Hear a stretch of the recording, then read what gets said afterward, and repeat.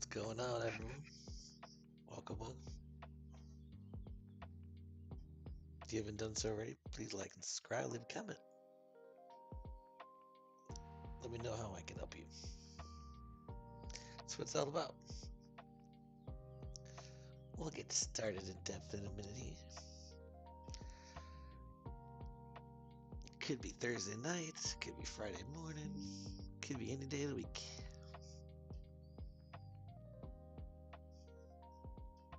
But whatever it is, let's have a good day.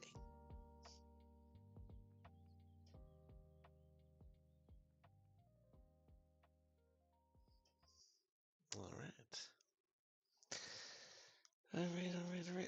Let's check in. How you guys doing? I'm Nick from Third Coast Digital. Go check it out. And what I wanted to do today is continue with Agent 0, making it Agent 22. Kind of like the interface for my personal workflow. And, professional. Make things a lot easier.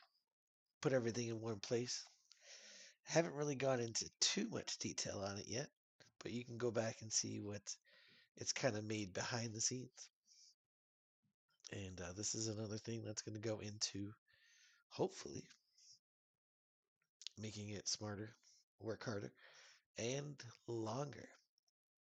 Because you, as you will hear, you can make the context window huge. And, but your prompt will get lost along the way.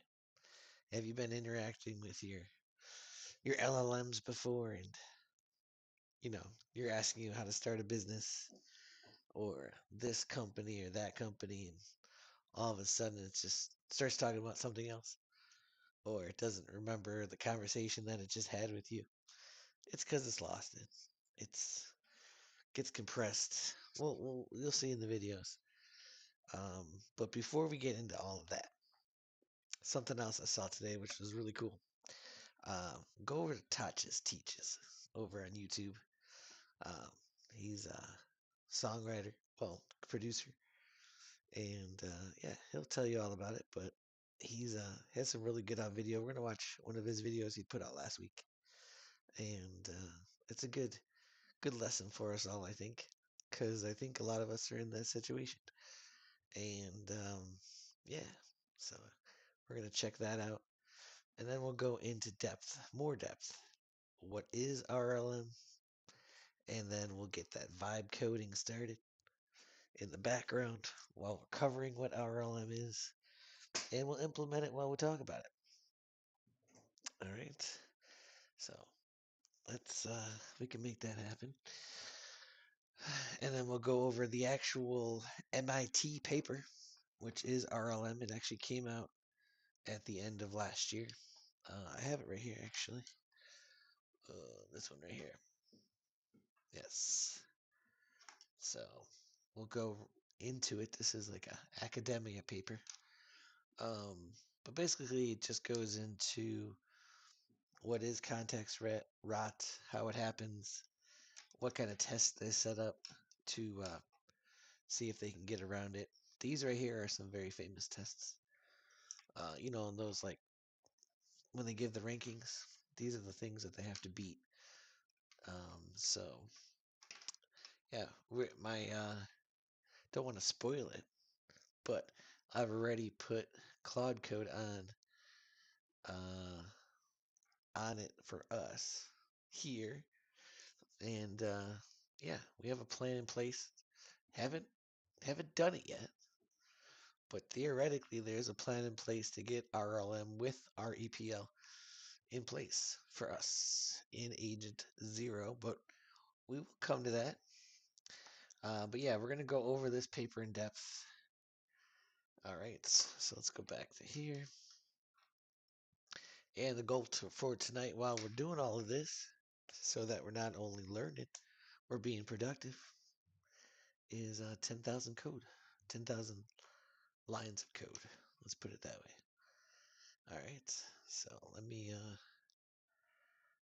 So first thing we're going to do is we're going to watch that video from Tosh Teaches, which is yeah, it was really good. I saw it earlier today, and yeah, I think he speaks for a lot, because it's tough being where we're at.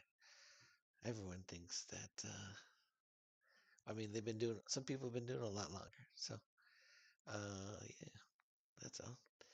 But just like anything else, we can all catch up eventually.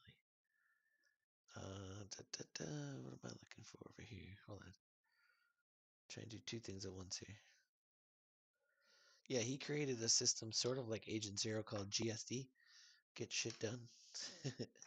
So, very, very cool there. Hold on one second.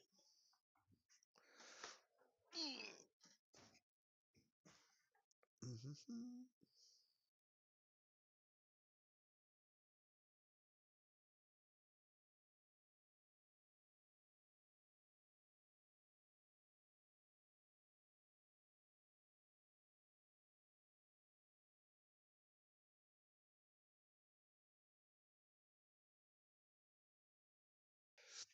There, you can hear me now.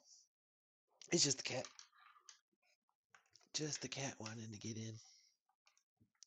Yeah.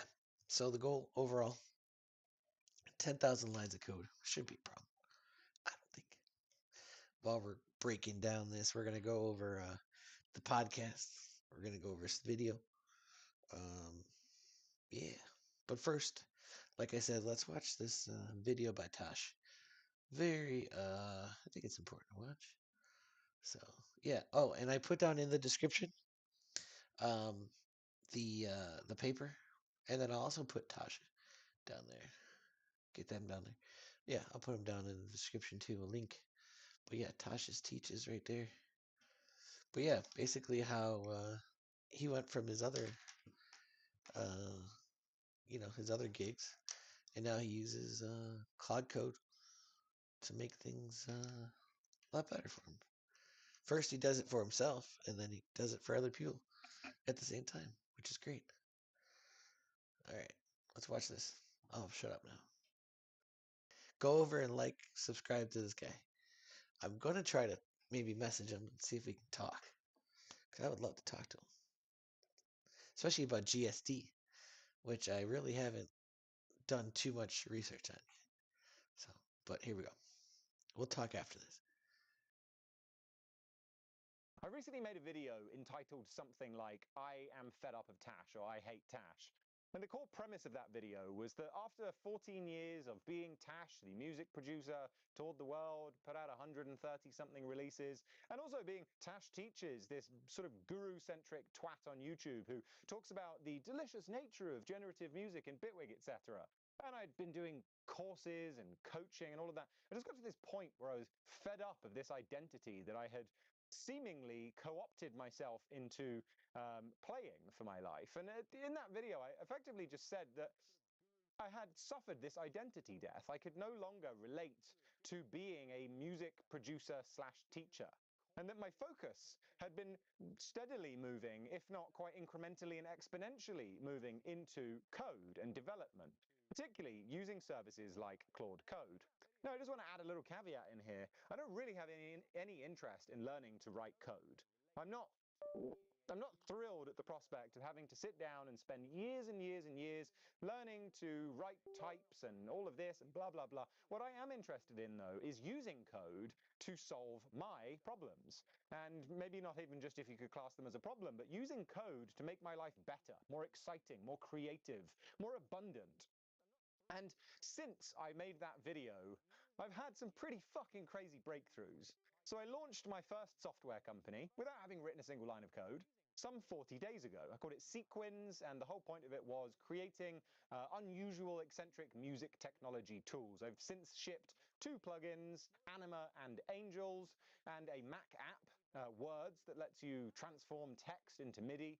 And in those just under 40 days, I've had over $32,000 in revenue, and I've had over 500 customers.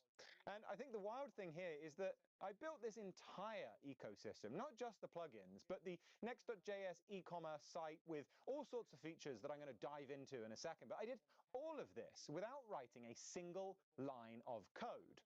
And I did all of it with just the $200 a month max plan on Claude Code. So some of you always say like, oh, well, the max plan is too expensive, $200 a month. And sure, I get that. Like if you're on a small budget, that's a lot of money to spend. However, if you can afford that, and even if it's a little bit of a stretch, you can use that $200 a month plan to literally just like 10, 100x your money if you have the right ideas and you implement them properly.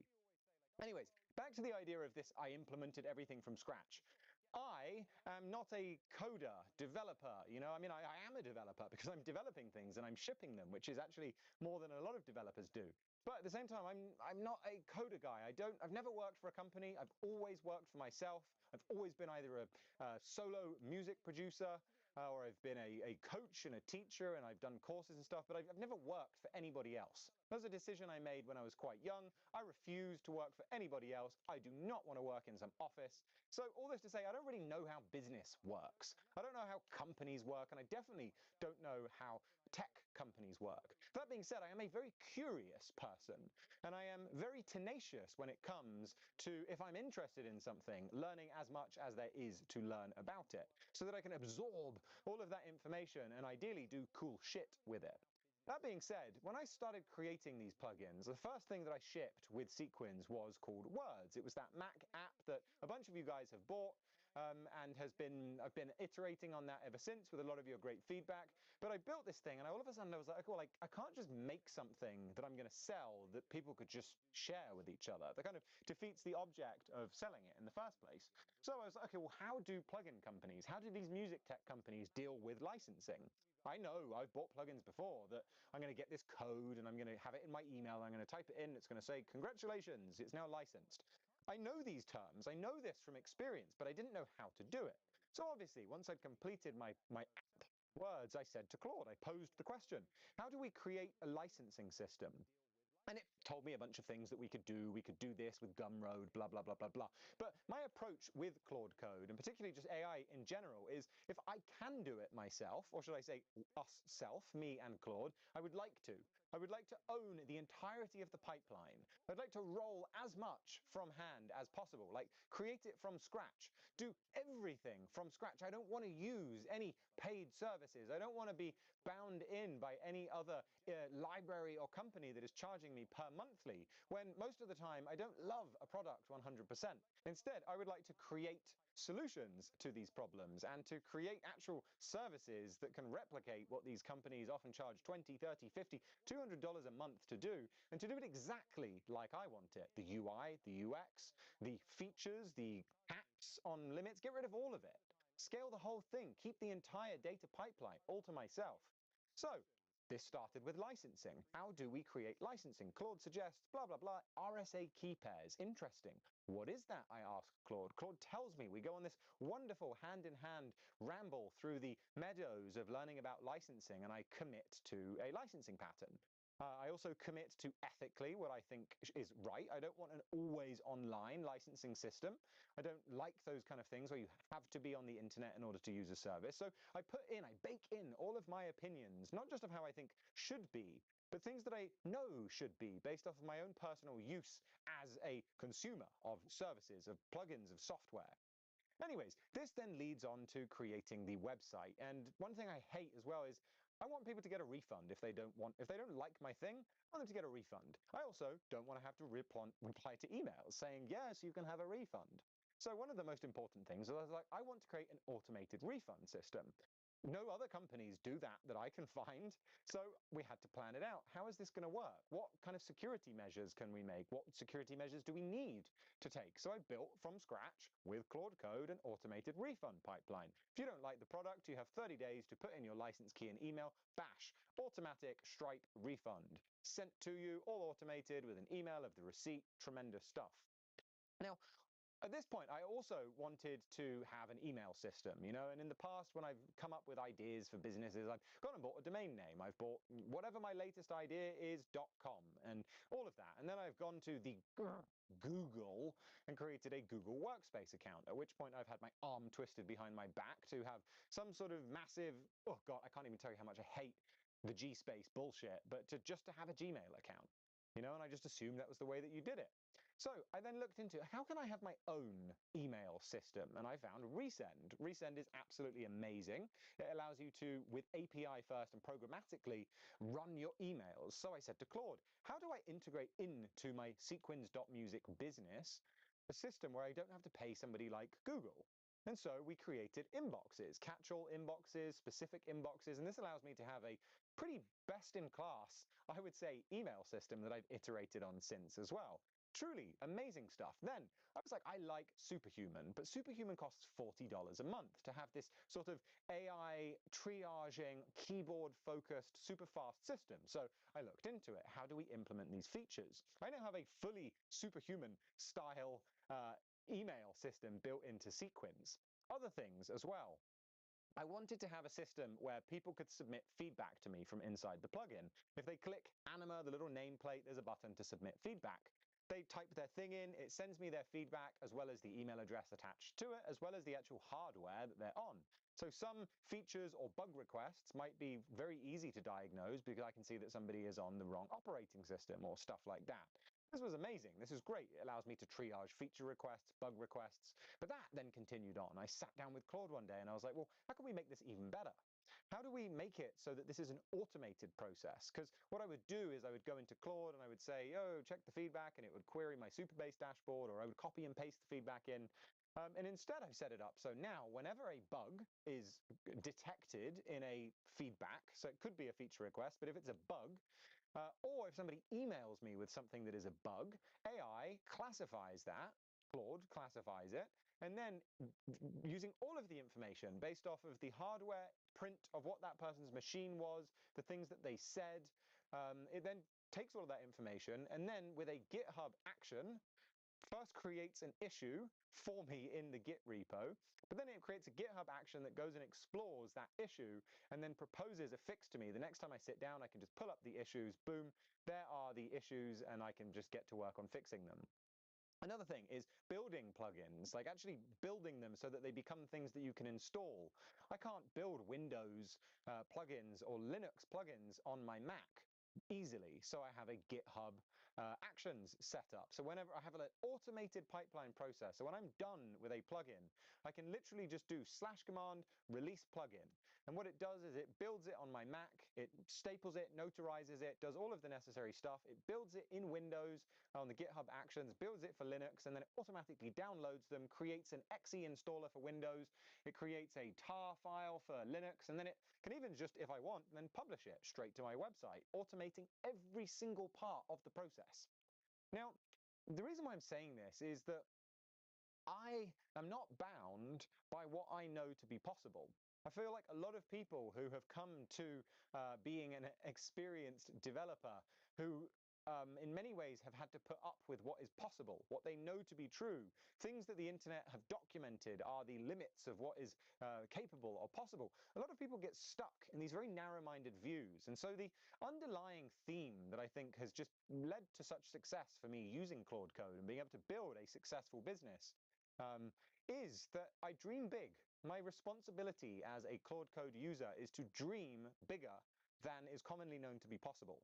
And the way that I approach any new feature, any new idea, any optimization or automation is to assume it's possible. I assume everything is possible. And Claude Code can help me figure it out. It's not as simple as just saying, yo, Claude, do this thing. A lot of the time we need to actually iterate back and forth. We need to research, we need to reason, we need to consider the trade-offs, and we need to take these ideas. I think another key feature here, beyond just being somebody who is a big dreamer, a person who assumes that what they want is possible, which I think is actually a very helpful approach to take in life. If not that you demand it be possible, that you at least assume it is. Another thing is the concept of knowledge. So we've got two kinds of knowledge, I would say here. There's declarative knowledge and procedural knowledge. Procedural is probably what's more important if you're going to go and learn to write code, which is that procedural is how to do the thing. It's the step-by-step approach on having a problem and how you solve that problem. Now, procedural knowledge deficit is one of the biggest reasons why your grandmother isn't coding her own plugins. And maybe your grandma's a bad example, but just like, the average person has many problems that they would like to solve. The average person has many great ideas that they would like to manifest and bring into the world and potentially sell and ideally make life for everyone on earth a little bit better. But it is that deficit, that valley, that lack of procedural knowledge on how to do things and the very scary incline between here and being able to actually build something of consequence required to all of the information that you need to learn to do that just stops people from doing it. So many great ideas are just thrown away because people can't reasonably assume that they could ever develop enough in their busy lives procedural knowledge to be able to do a thing. Declarative knowledge, however, is a different thing. This isn't knowing how to do something, it's knowing that something exists at all. And I think this is one of the key things that AI has really revolutionized for people like myself, which is that I don't need to know how to do a thing. I just need to know that it exists so that I can ask AI how to do the thing. And the key thing here that I think is the real exciting fusion of this point and my previous point about being a big dreamer and assuming things are possible is that AI doesn't sit down and just decide to start fusing disparate concepts. As a music producer throughout my entire life, as a creator of all sorts, I've always found that my best ideas come from when I take random things, seemingly unconnected, disconnected things, and say, well, what if? What if we merged them? And so what the power of using something like Claude Code is I can have the declarative knowledge that something exists, or that there is a way to do something, or there is a way that people do things, or that there is a result that you could have. And that can have a completely different thing, a completely different integration or feature or just idea. It doesn't really matter what they are. And me, being a human being with a creative synthesizing brain, can ask the question to AI, what would it be like if we fused these things? How could we fuse these things? What is possible by taking these fundamentally different approaches or concepts and fusing them together? And this is where I've been able to do things that I've had people, senior engineers at Google, Apple, Shopify, Webflow, I've had people reach out to me to just say that the things that I am doing, it's insane. It's insane to see a developer who does not write code doing the things that I'm doing. And it's an interesting point here as well, is that a lot of the people who have shit to say seem to just be these kind of gatekeepy developers that seem to have this idea that if you didn't write every single line of code yourself, if you didn't go through the decade of learning about all of these different functions and stuff, then what it is that you're doing is of no consequence. But I find that the people who are probably the best and most qualified to judge the output of creative content with code, I think, are people who have demonstrated extreme technical prowess.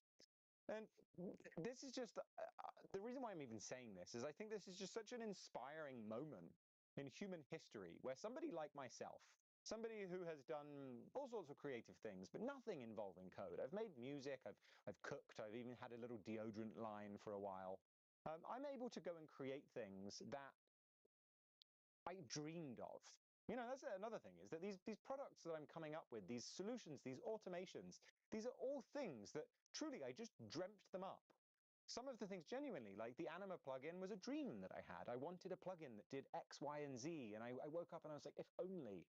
I even get feature ideas, and I wake up in the morning after having dreamt something up overnight, and I just sit down and get to work.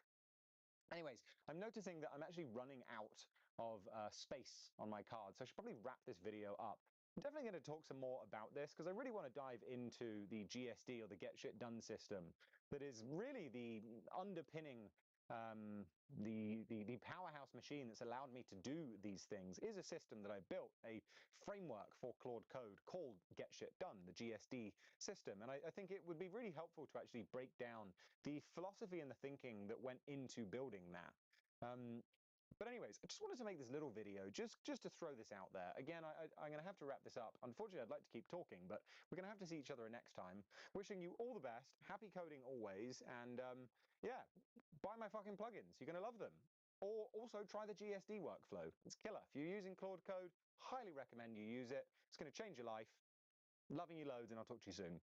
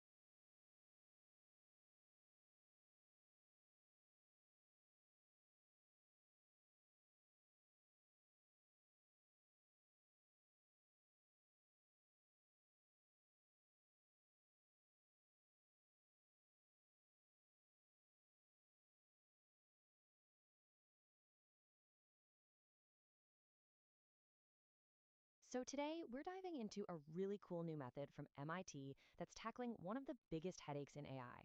And that is, how do you get these models to handle truly massive amounts of information without just.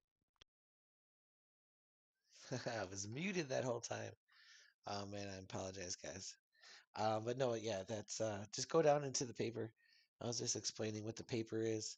But our RLM is a way of getting long-term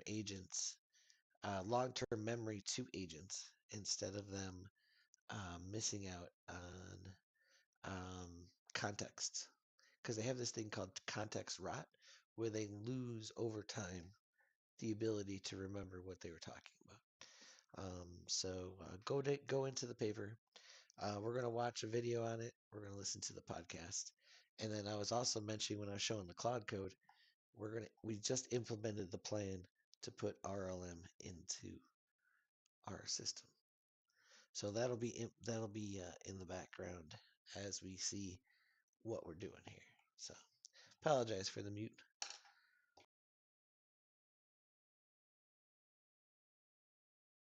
Getting lost. It's a super clever solution to a huge problem, so let's get right into it. First, let's start with a question. What is the Achilles heel of even the most powerful, most advanced AI models we have today? It's not their ability to be creative or to reason in short bursts. Nope. It's something way more fundamental, their memory. And these charts, they drive the point home perfectly. I mean, just look at the graph on the left for a top tier model like GPT-5. You can see that as the input gets longer and longer, its performance just completely falls off a cliff. Basically, the longer the book you ask it to read, the less it actually understands. And this isn't just some random glitch. It actually has a name: context rot. It's the term for what happens when a model gets totally overwhelmed by too much info. It starts forgetting key details, and its logic just gets all wonky. So, the big takeaway here is that just making the context window bigger isn't the magic fix if the model can't effectively use it. This is where the MIT researchers had their big breakthrough. They proposed a totally different way of thinking about it. They asked, what if, instead of trying to cram more and more data into the model's brain, you treat all that data as an environment that it can explore? This quote on the slide absolutely nails the core idea. Yeah, and this slide really breaks down the difference. The old way? It's like trying to force feed an AI an entire library, just hoping it remembers everything. But this new RLM way, it's like giving the AI a library card and a really good search engine. It doesn't have to memorize everything, it just needs to know how to find what it needs, exactly when it needs it. Okay, so here's a look under the hood. You've got to think of the main language model, the one up top, as a project manager. It doesn't actually read the whole massive document itself. Instead, it works inside a programming environment. That's that box in the middle, and it writes code to search and pull out just the relevant bits of text. Then, as you can see on the right, it delegates the heavy lifting, calling on smaller submodels to analyze those specific chunks. The whole thing boils down to this really clear four-step process. First, you load the massive context. Let's say it's a huge code base into a programming environment. Second, a main manager model writes some code to search through and slice up that context. Third, it makes these recursive calls, sending out a team of smaller, cheaper specialist models to do a deep dive on just those little slices. And finally, in step four, it puts its manager hat back on, gathers all the reports from its specialists, and puts together one single smart final answer. And this isn't just some abstract theory, right? You're looking at actual Python code that the model generates all by itself, on the fly. It's writing a little function to find snippets based on keywords. The AI is literally becoming a programmer to intelligently navigate its world. It's searching for clues like festival or beauty pageant, instead of just mindlessly reading every single word from start to finish. So, the big question: does it actually work? Well, the results are kind of staggering. Let's look at that performance chart again. On the left, the base model on a really complex task scores pretty much zero. But on the right, the RLM enhanced version is hitting a dramatically higher score. And it holds that accuracy, even with inputs that are orders of magnitude larger than what the base model could even dream of handling. Let's just zoom in on a couple of these tasks. For BrowseComp Plus, a super tough task where it has to reason over 1,000 documents, the base GPT-5 model completely failed, a score of zero. The RLM version, over 91% accuracy. It's not even a competition. On another dense task, own long pairs, the base model is barely on the board, while the RLM scores a really solid 58%. Seriously, just let this number sink in for a second. 91.33%. That's the accuracy on a task that was literally impossible for the standard model. This isn't just a small step up, it's a total game changer for how we can tackle these huge problems. Now, you're probably thinking, okay, this whole process of writing code and calling other models must be incredibly expensive, right? Well, here's the kicker. Because the RLM is so smart about what it chooses to read, the average cost per query can actually be similar to, or sometimes even cheaper than, forcing the big model to swallow the entire text. So, what are the big takeaways here? What does this all mean for us?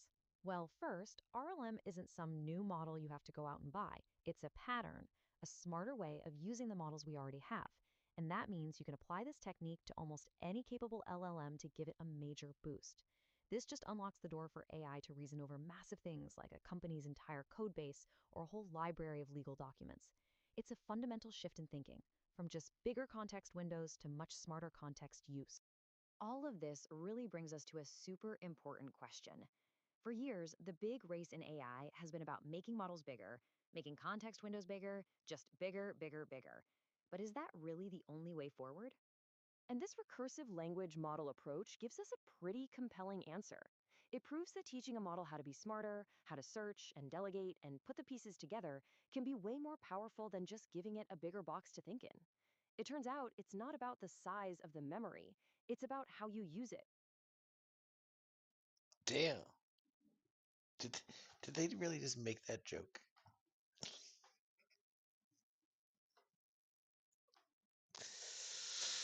Google, what have you taught your notebook LLM agents? Interesting. All right. Well, yeah, that's so that is the summary of the paper in very high level form.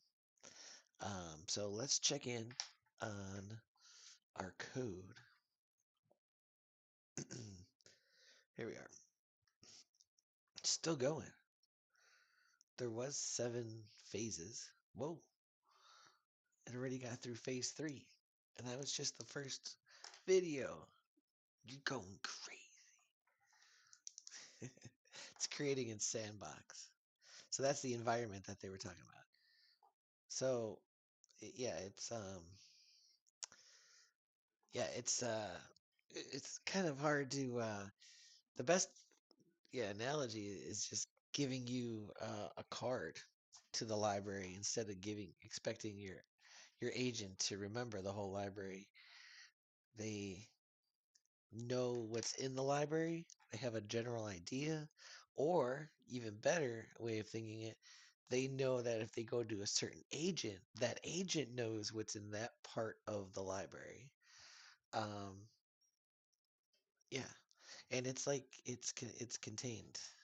It's yeah, it all works together. So we're going to implement it, see if it makes our agents go longer. That's what it's all about. Because eventually, I can't tell you why I want it to run 24/7, but I will need my agent 22 to pretty much be nonstop. But it'll make sense. It'll make sense. Wow, it finished phase 7 already. Interesting. Okay. Is this with TDD? I didn't mention TDD. I hope it ran TDD. Let me see. Oh, it got an interface and a dashboard. All right. That's good. Um,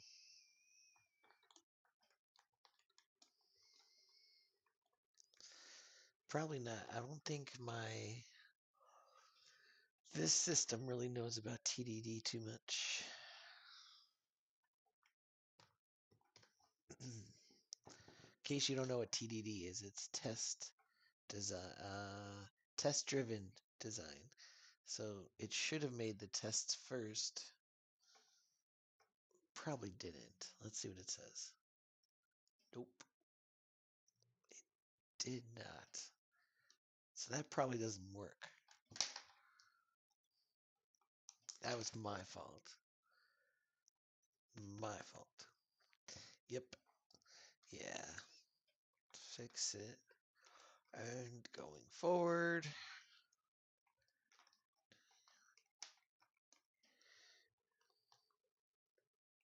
Implementation first. All right. So it's going to use TDD going forward. So to break down the paper even further, see, it has to write all those tests down and run them. So to break down that paper even farther, because it's at MIT, it's an academia paper, it's hard. Let's listen to the podcast, because Notebook is great. If you guys don't know what this is Notebook LM. It's free. It's by Google. Go to notebooklm.google.com up here, and you can create whatever you want. You just put in sources up here, files, stuff like that. And I don't know what's going to show up, so we'll just leave it. And yeah, you just drop in a whole bunch of stuff. You can actually just drag files in, copy text down here, and it'll bring them down here, and then you can create a podcast. You'll see in a minute. Video, a mind map, which is pretty cool. Like maps out the key concepts. A report. You can do a white paper. You can do like a book report. You can tell it what kind of report. You can do flashcards to test yourself. So if you want to use this like as a book to learn physics or something on a planet, you just upload all the facts of the planet and make flashcards and test yourself. I actually might create my own LM notebook with stuff that I need for the business. Quizzes, infographics, which is this right here actually. Which one's the infographic? Oh, this one. Pretty cool. So this is what we were talking about earlier: brain rot, the problem, performance degradation. Um, yeah, and then over time it just degrades in performance, and it just wastes money. Um, so this is what RLM is going to do. Has their big card, and it sends out little agents to go get that piece of the puzzle, and it'll bring it back, and it has a lot of pieces out there, a lot of little agents, and then it'll put together the the proper search. So instead of looking through all 15 chapters of a book, this agent may be bring back half of chapter 3, and this one will bring the other half of the last chapter, and they can figure it out from there. That's all they may need to solve the mystery. Um, or what is the neighbor's dog's name? You might not need to read the whole book to figure out that the dog's only in the middle of the book, you know? And then these are the scores on the big tests, like the those model scores that they print out. These are like, that's a combination of all those tests that they run. But this is like the RLM version. This is pretty cool. They pretty much score a 0 on these normally, but it's actually working. Um, yeah. So we're gonna go over all this. We're gonna listen to it, and it's a lot more cost efficient because you're not having to rerun it because it's not wrong. Well, I mean, it could be wrong, but you don't. You know, it's working. It's going. So let's listen to the audio, and we can interact. If you guys have any questions, just type them in. I could ask it. It's pretty interesting. I don't know if you guys ever made. You guys probably have, but it's pretty interesting. Let's listen.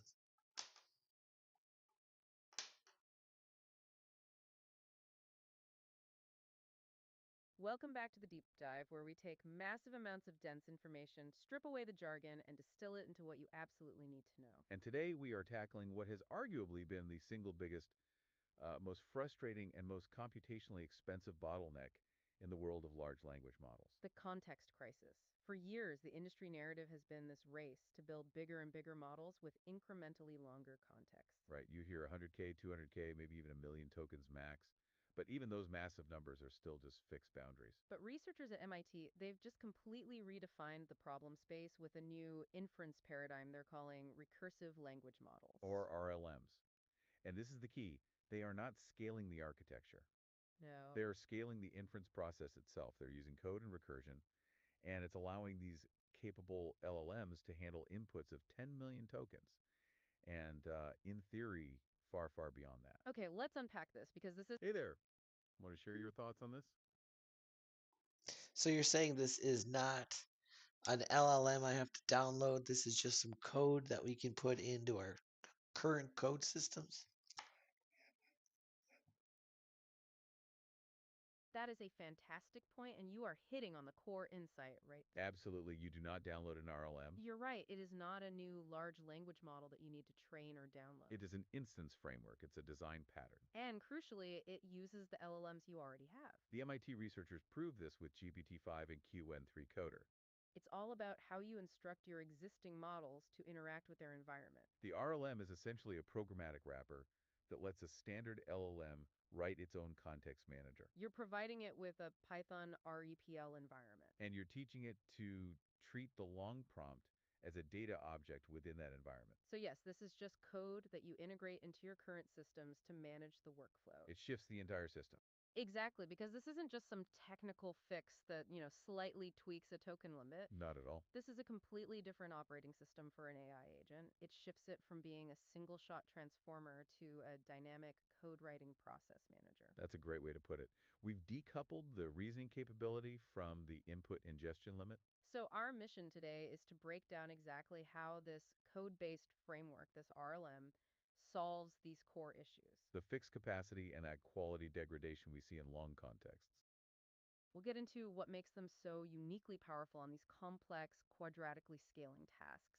And also what the often surprising trade-offs are when you let an LLM write its own high-level context manager code. So we have to start with the fundamental pain point, right? The one that affects every one of you building or using advanced LLMs. The fixed context window. The fixed context window. You might be sending in a prompt that's, I don't know, a dozen legal documents long, or a massive proprietary code repository. Or 1,000 internal knowledge base articles. Yeah. And even if you're using a frontier model with what seems like a generous context window. Let's use the number from the sources. Right, the 272,000 tokens mentioned for GPT-5. Even with that, you still hit two critical walls. The first one is just the hard fixed limit. If your document is 300,000 tokens, you're just out of luck. It just won't fit. You're immediately blocked. Simple as that. But that second wall is, I would argue, more insidious. Because it's not about capacity, it's about competence. And this is the phenomenon that researchers call context rot. Context rot. It's such a great metaphor. It really is. Context rot is an inevitable quality degradation that occurs as the context gets longer, even when the input theoretically fits within that maximum token limit. So even if you're under the 272K limit. Exactly. The model's attention mechanism just struggles. It can't efficiently track and utilize information that was way back at the beginning of the prompts as the sequence gets longer and longer. It's a well-known phenomenon, right? That retrieval quality just tanks the further an important piece of information is from the end of the context window. Absolutely. The lost in the middle problem. Yeah, if you imagine you're a lawyer trying to draft a complex brief based on a 500-page deposition transcript, you might remember the main arguments, sure. The big picture stuff. But if I ask you for the precise wording of a key statement made on page 10 when you're all the way on page 490, those fine-grained specific are just gone. Or at least heavily degraded in the model's recall. And this is especially challenging for multi-file tasks where the answer requires you to cross-reference these subtle details scattered all over the place. And the traditional fixes for this problem, they were frankly pretty inadequate because they were so fundamentally limited by the architecture itself. They really were. So tell us about those traditional fixes and why they ultimately just fail when the problem size truly explodes. Okay, so the first and most brute force approach is just enlarging the context window. Make the box bigger. Make the box bigger. The sources note this is incredibly compute intensive, extremely expensive to train, and often very inefficient at inference time because the model still has to process that full input sequence. And depending on the attention mechanism, that computational cost scales quadratically, or at least near quadratically, with the input length. Right, so you're spending a lot more money and a lot more energy just to achieve slightly lower quality recall across a longer distance. It's a losing game.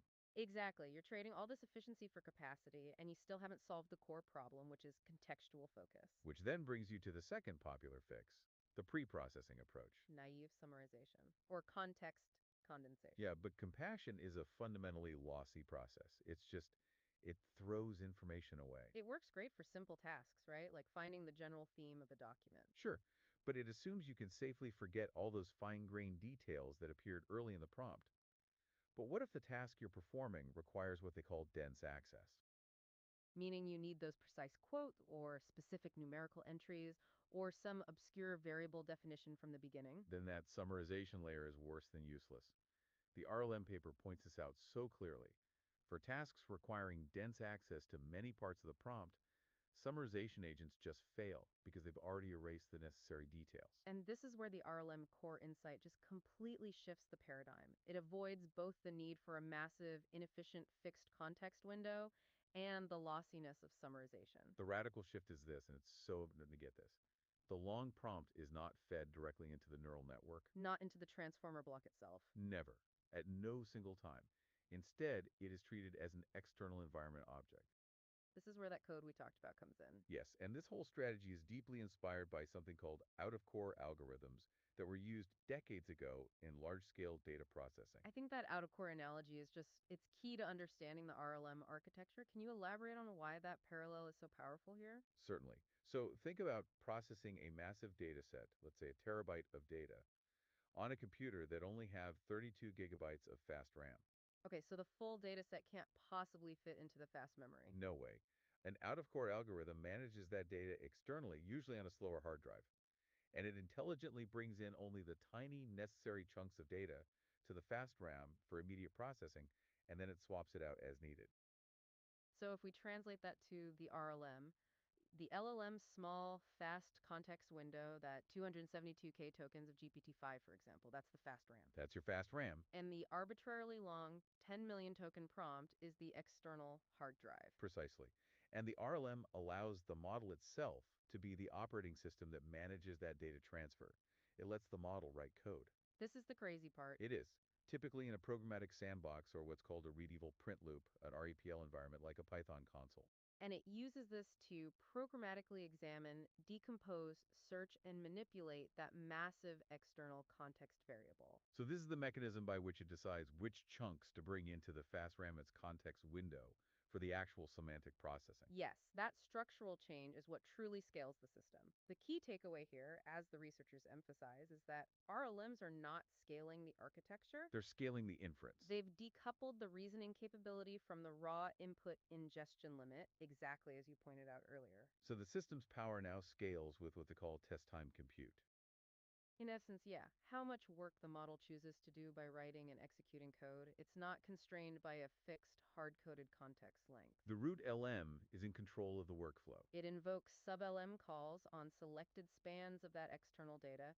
It stores intermediate results in variables. And it incrementally builds a final answer, step by step. That makes the RLM a truly general inference strategy, and it feels fundamentally different from prior approaches. Where did that prior long context work fall short compared to this agentic method?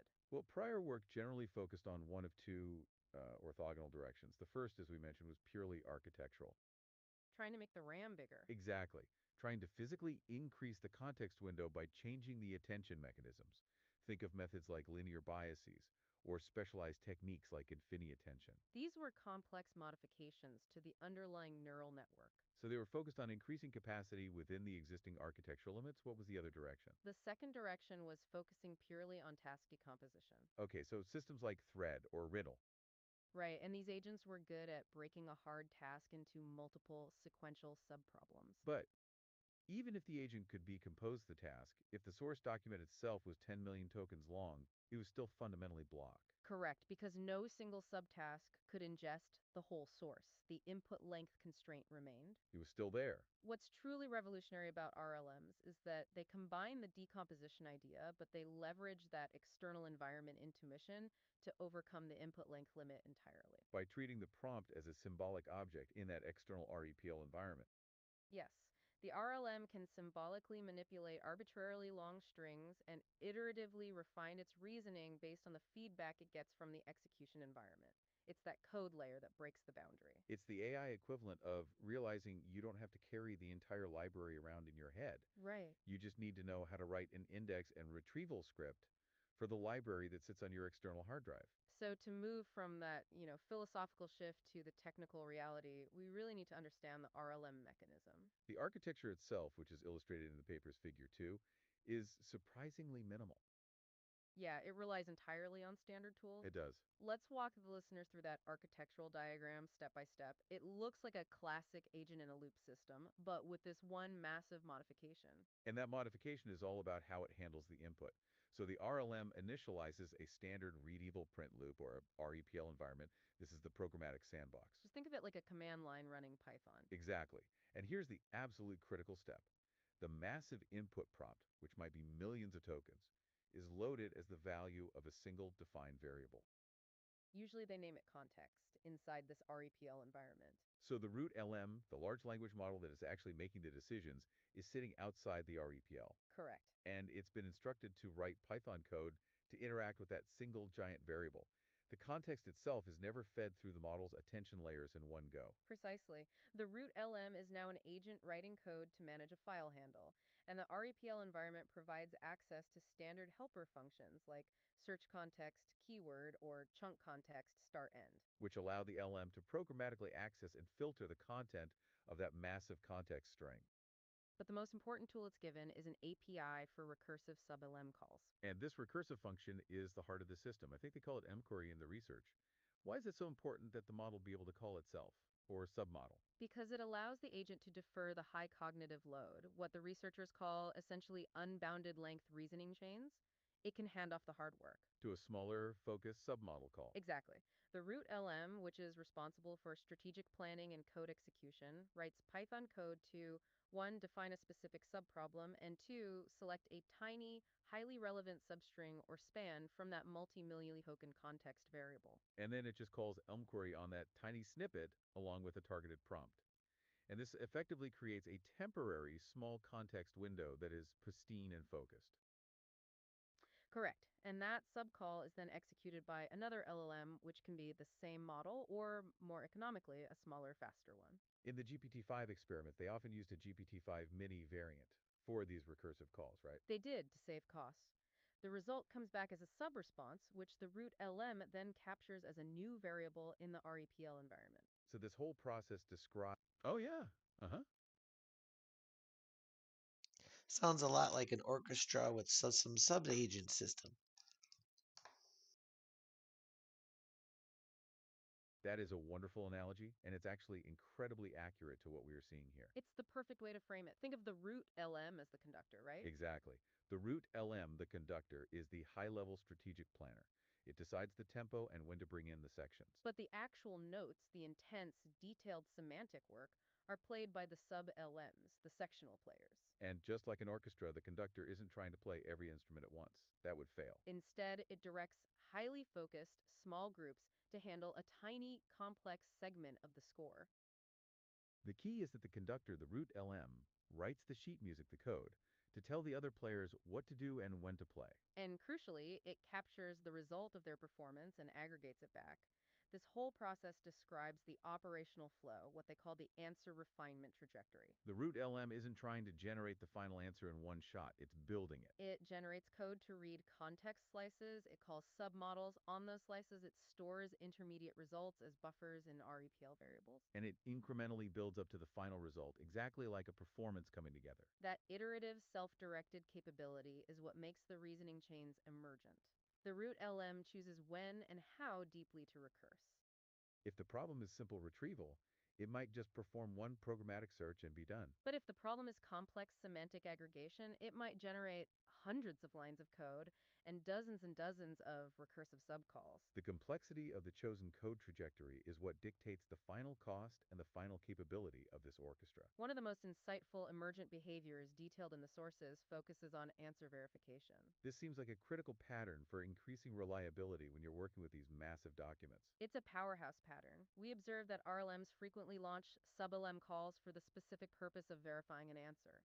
So how does that verification step work? Okay, so let's say the root RLM performs a programmatic search, and it identifies a potential answer and its location deep within a 5 million token document. Right. Now, instead of just trusting its own possibly context-rotted base memory, the RLM agent generates code to extract just the few sentences surrounding that potential answer. Into a small, focused snippet for one of its subagents to review. Right, and then it launches a recursive sub-LM query only on that small snippet to confirm its validity and its fidelity against. Oh, yeah, Sort of like if Amy's dog is named Charlie and that's only in chapter 3 of a book, it just looks around that chapter instead of looking at the whole book. Am I right? right, and then it launches a recursive sub-LM query only on that small snippet to confirm its validity and its. That is exactly right, and that's a perfect tangible example. Yes, you nailed the core mechanism of selective viewing. The LLM, the conductor, knows the massive context variable holds the entire book. And its initial code execution may be a programmatic search found, the keyword Charlie linked to Amy in chapter 3, but it doesn't trust that retrieval. So instead of trying to ingest the whole book again, which is impossible, It generates code to isolate just those few pages of chapter 3. That becomes the small, pristine context. then it passes that tiny snippet along with the query to a sub-LM to confirm, is the dog's name Charlie? This is how it implicitly avoids context rot. The verification is done at an optimal context size. You got it. It's not trying to find the needle in the haystack again. It's confirming the purity of the gold it thinks it just retrieved. That really shows a tremendous amount of strategic intelligence on the part of the root LM, the conductor. It really does. And this brings us back to context management, which is handled entirely through code execution. The entire system's efficiency hinges on the LM's ability to filter the input context without having to explicitly pay the cost of seeing the whole thing. Absolutely. The LLM has to be smart enough to write code that only loads the relevant data slices. And the sources provide a superb, concrete example of this filtering in action during a massive task. Specifically, a query that involved reasoning over 1,000 documents, that total input context was 8.3 million tokens. A base model would instantly fail. Instantly. But the RLM GPT-5, recognizing the complexity, started by writing Python code. It defined a function called find snippets, which employed regex queries regular expressions to search that massive context variable for specific keywords. And what's so interesting is that the model wasn't just recycling keywords from the user query. It was using its own internal world knowledge to refine that search, making it an emergent process. So for a task related to an agricultural festival, the RLM searched for the obvious query details. Like beauty pageant and festival, but also for cultural terms it knew were related. Exactly. Terms like Dinning Dang, Pinakbat, and La Union, this dramatically narrowed the retrieval space. From 8.3 million tokens down to just a few relevant snippets, it's synthesizing factual knowledge with programmatic search. It is. After running the reject search, it identified several candidate snippets, much like finding the page numbers of chapter 3. The next step the RLM took was to generate code to print a few surrounding lines of those snippets back to its root context. A quick peek. A quick peek using its minimal context window capacity.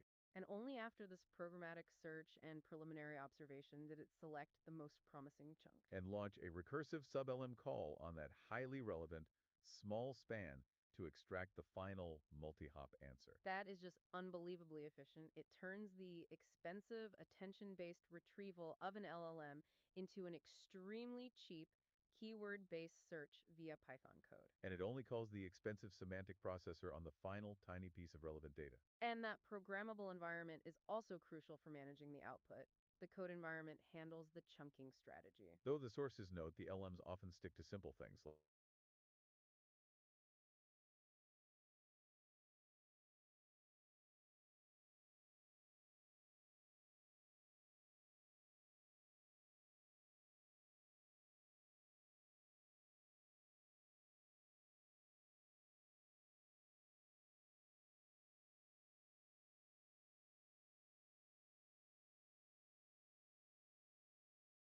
That's not you, that's the system.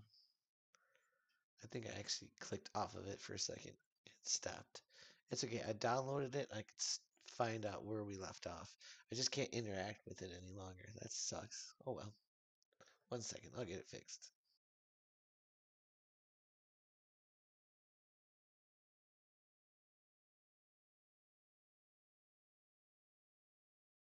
Welcome back to the deep dive output window. Hundreds of lines of code and dozens of recursive subcalls. The complexity of the chosen code trajectory is what dictates, Of that massive context string. but the most important tool it's given is an API for recursive sub-LM calls. And this snippet, along with the targeted prompt, and this Hundreds of lines of code. clean, optimal context size that contains only the minimum necessary information. You got it. It's not trying to find the needle in the haystack again.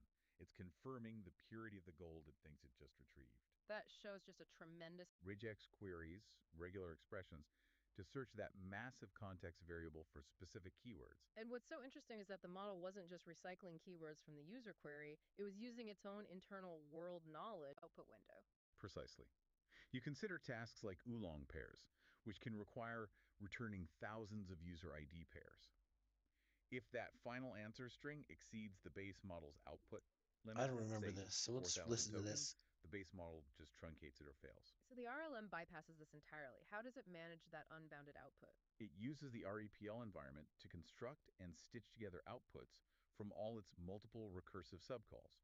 It builds the final answer in a variable, often a massive list or a dictionary within the Python sandbox. So the root LM doesn't have to generate the massive string itself. No, it just has to return that large variable via a specialized tag, something like final of our final result list. Which means the RLM can produce essentially unbounded tokens as the final output, far beyond the base LM's constraints. Exactly. It's treating the output as data serialization rather than textual generation. So when the researchers set out to actually validate the RLM framework, they knew that just looking at context length alone wasn't going to be enough. Right, the true test of an architecture is how it handles complexity. Exactly. Specifically, how the complexity of the task scales with the prompt length. They hypothesized that these complex problems, the ones requiring dense interactions between data points, would degrade catastrophically quickly, even at shorter lengths. Okay, so let's look at the 3 complexity classes they used with GPT-5 to test this. This is really the heart of why RLMs matter. We need to clearly define these tasks. First up, we have SNIH. That stands for single needle in a haystack. Okay, sounds simple enough. It is. This is the simplest task, and it represents constant complexity, or over $. The task is simple retrieval. Find one specific fixed-size piece of information, the needle, in a massive amount of irrelevant text, the haystack. And because the size of the needle is constant, the effort required to find it doesn't really change whether the haystack is 100 pages or 1,000 pages. Exactly right. And this is why the GPT-5 base models perform pretty well on SNIH, even up to its maximum context limit. The performance degradation here is minimal because the task complexity is constant, independent of the input size, no $. Okay, so next we move up to linear complexity. This is the Oolong benchmark. And this task requires much more than simple retrieval. Right. Oolong is a long reasoning benchmark that demands semantic transformation and aggregation over nearly every single line of the input. Think of it as like a ledger review task. That's a great way to think of it. If you provide an LLM with a long list of user interactions, Oolong might require it to semantically classify each interaction, track specific entities, ensure consistency, and then aggregate all the results. And this scales linearly because the computation time increases proportionally to the number of lines. No lolly. Precisely. And here, the GPT-5 base model showed a much faster performance decay.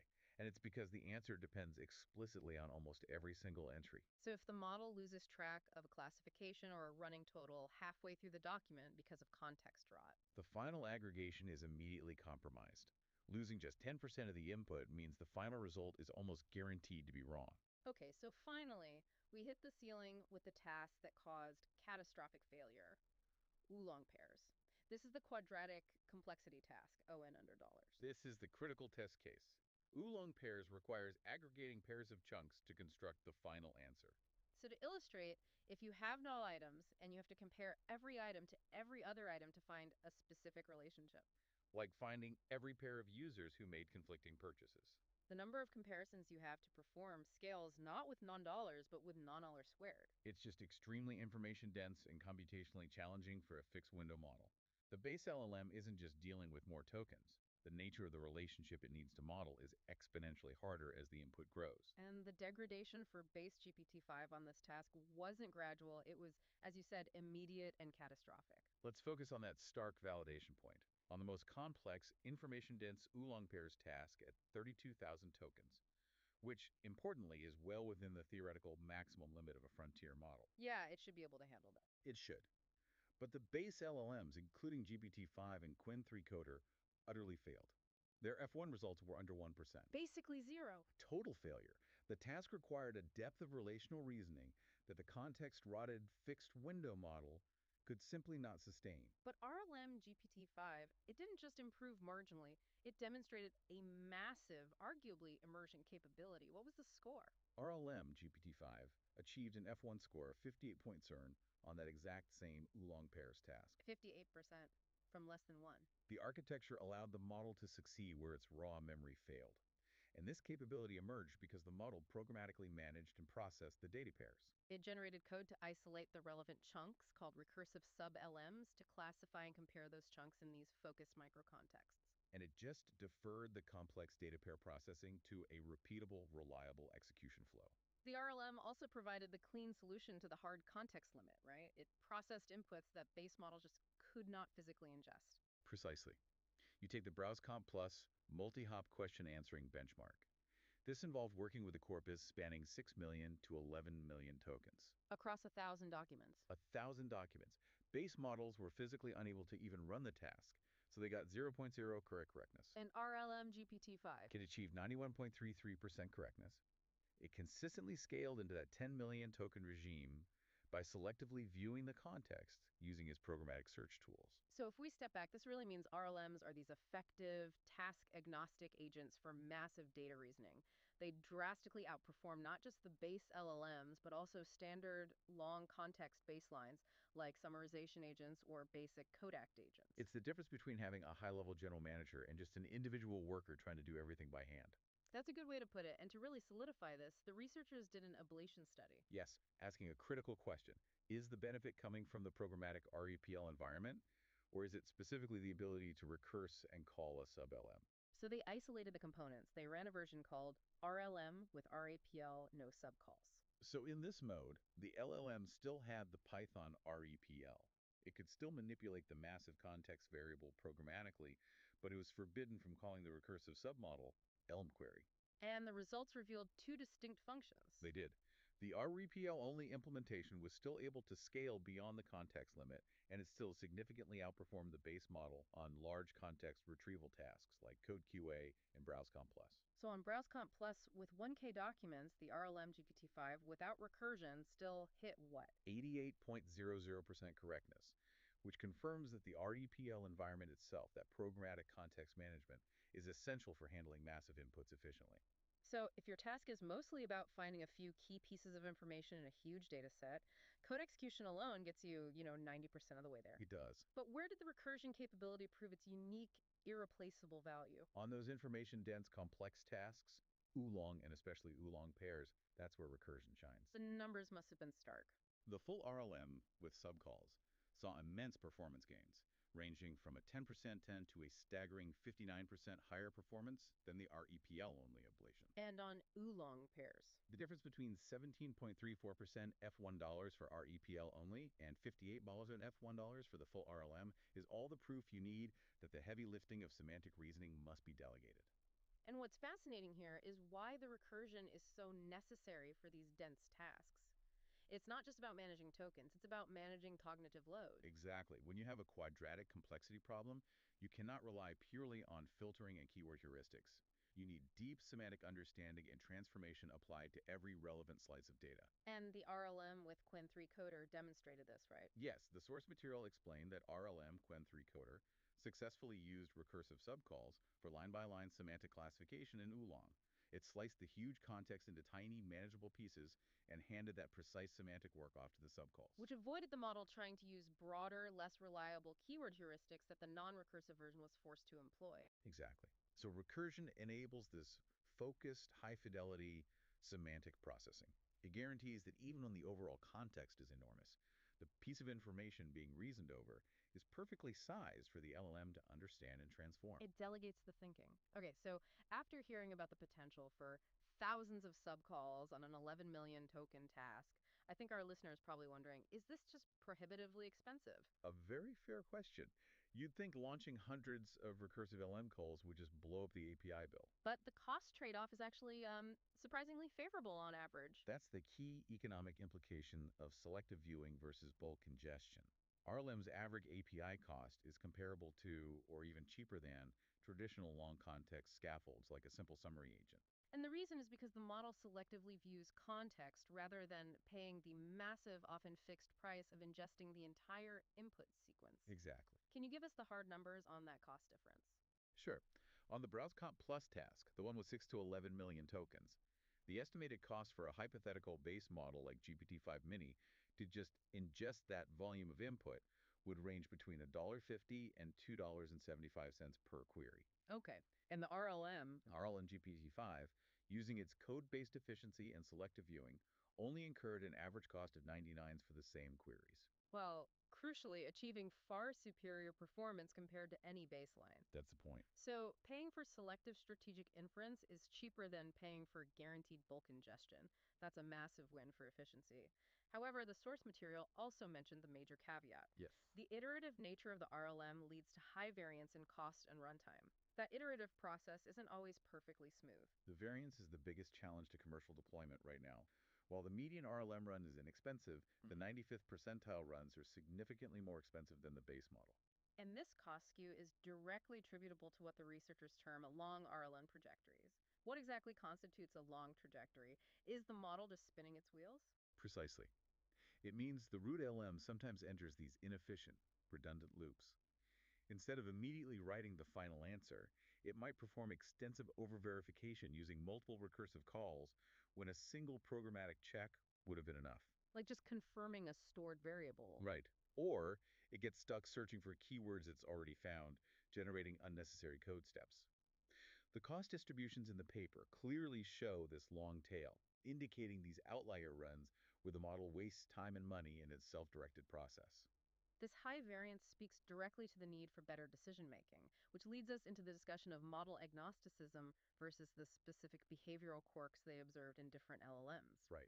The RLM framework is designed to be model agnostic, and they successfully tested it with both a high-end closed frontier model, GPT-5, and a strong open frontier model, Qwen 3 Coder 4 ADB. And both achieved massive scaling benefits relative to their base model versions. They did, but their personalities when running the REPL differ dramatically. How did these personalities manifest in their code writing and decision making? Well, GPT-5 generally behaved as the more conservative agent.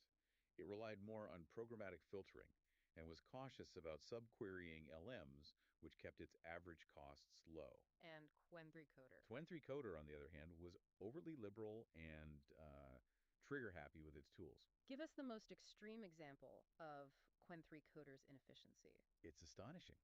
On a specific oolong benchmark query, query 212, Qwen 3 Coder needed to perform semantic classification on a long list of entries. Okay. Now, instead of batching those entries and asking a sub-LM to classify a large chunk at once, it defined a function that used a sub-LM call per single line. Per line. Per line. So if the input contained several thousand lines, that translated into thousands of immediate recursive subcalls for a single, relatively basic aggregation task. Wow, thousands of API calls for a single query. That dramatically increases both the cost and, critically, the runtime. It was so pronounced it created these huge spikes in the cost variance that the researchers had to intervene. They had to step in. They explicitly added a stern warning into the RLM system prompt just for Qwen 3 Coder. This warning emphasized the need to batch information, to aim for 200,000 characters per call, and to minimize the number of LUM query calls due to the high runtime cost. Which We're really introducing demonstrates batching how as we fragile that speak. agentic decision-making layer still How is. It ironic. does, and that raises a deeper issue. If the model is constructing the correct answer programmatically in the REPL environment, why would it ever fail?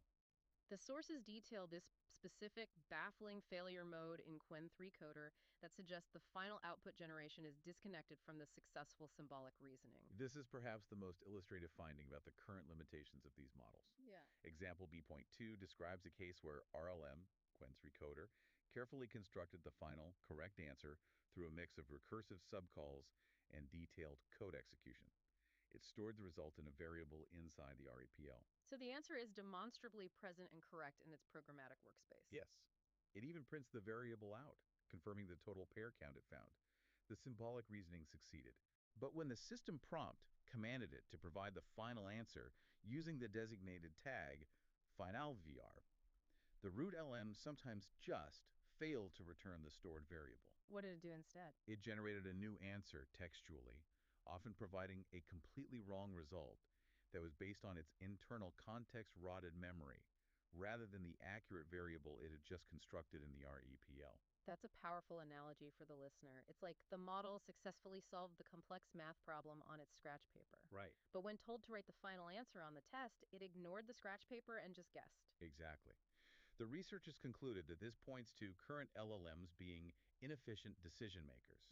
The core symbolic reasoning capacity of the RLM is sound, but that final textual generation layer, the part responsible for deciding to output the stored variable, isn't fully optimized for this agentic workflow, It sometimes defaults to generating text based on a poor internal state. which makes the whole system brittle. And that brings us to the acknowledged limitations and the trajectory for future development. Outside of those behavioral quirks, what are the hard limits of the RLM approach today? Well, we established that the RLM is strictly beneficial when contexts are large or tasks are extremely dense. But if the input context is small enough to fit comfortably within the base model's window. The RLM introduces unnecessary overhead, the cost of writing and executing code for a simple retrieval task. Right. In that small input context regime, the base LM still outperforms the RLM because the overhead of setting up the REPL and generating the code trajectory results in slightly worse performance and higher latency. There's a clear inflection point where the RLM becomes effective. And despite the cost efficiency, the runtime is still slow today. That's a serious implementation hurdle because current implementations rely on sequential blocking LM calls. So the root LM waits for the sub-LM to finish, which waits for the next sub-LM to finish. The runtime numbers show a wide range, and they're often much slower than a single base model call. The good news is that this is solvable. The researchers are confident that robust implementations using asynchronous LM calls will dramatically improve latency. And the final limitation is that brittle signaling mechanism we just discussed. Yes, the reliance on these arbitrary tags like final or final var to signal the end of the reasoning process is susceptible to the model's erratic decision-making. We saw that failure mode where the model would output its entire plan or a poor textual guess instead of the stored result variable. An artifact of using models not explicitly trained for this recursive workflow. Exactly. So this leads us to the future trajectory. If the RLM is the definitive blueprint for scaling agency, how do we fix the behavioral quirks and the high variance? Well, the most exciting potential lies in explicitly training models to be RLMs. The current experiments use existing frontier models that were designed for general chat or coding. Not for this specific task. Right. Future work should focus on optimizing models, perhaps using methods like bootstrapping reasoning or trajectory optimization to make better, more efficient decisions about context management and recursion. They need to be trained not just to write code, but to write efficient, targeted, non-redundant code. It's turning the inference strategy itself into a dedicated training objective. You're training the model to view the RLM code trajectory as the highest form of reasoning. And that should eliminate the high variance costs and those failure modes where it ignores its own programmatically derived answer. Essentially, you are trying to minimize the difference between the model's symbolic success in the REPL environment and its final decision to output that success. You're training it to be the most effective code-writing, context-slicing recursion manager possible, rather than just hoping it figures it out through in-context learning alone. This has been a true deep dive into an architectural breakthrough. The recursive language model is the pattern that lets capable LLMs escape their context window boundaries entirely. It does this by treating the input not as tokens that must be ingested, but as an external database managed by self-generated code. And this strategy fundamentally breaks the complexity ceilings that stopped base LLMs on quadratic problems. It proves that combining symbolic execution, the programmatic power of code, with neural reasoning, The semantic power of the LM calls. is vastly superior to purely maximizing raw token capacity through brute force. Absolutely. So if you are building an agent that needs to reason over massive dynamic corpora, huge code repositories, or complex multi-document sets, If your application demands fidelity over millions of tokens, the RLM pattern is the definitive blueprint. The lesson here is clear. Forget chasing the next biggest fixed context window. Yeah. Start focusing on teaching your agents to programmatically manage their external environment. We've established that LLMs can write code to solve problems, often in the style of tools like Codact. With RLMs, they now write code specifically to manage and navigate the entire landscape of their input. Deferring that hard semantic reasoning to efficient, focused subtasks. And here is a final provocative thought for you to chew on. If the core intelligence of future agents lies in their ability to write recursive, self-managing code over unbounded external data, what does this imply for the future of proprietary knowledge bases? That's a big question. If the RLM is required for high-fidelity reasoning over massive data sets, will these proprietary data stores effectively become black boxes, accessible and understandable only through an RLM agent's programmatic reasoning? Will it force all complex interaction through this code-based inference layer, creating a new bottleneck of agency? Something to think about as these agents truly enter the world of unbounded knowledge. A fascinating possibility that really flips the idea of data access on its head. Thank you for joining us for the deep dive. We'll catch you next time.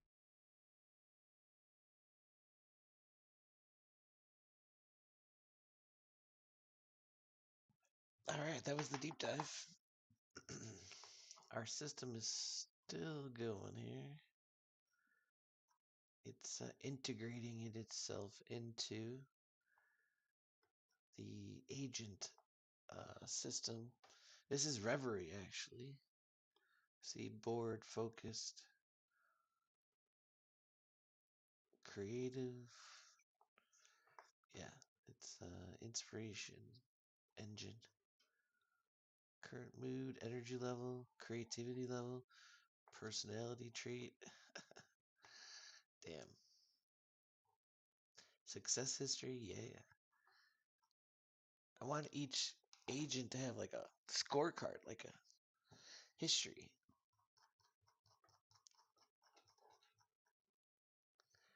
So it's committing phase 3 there.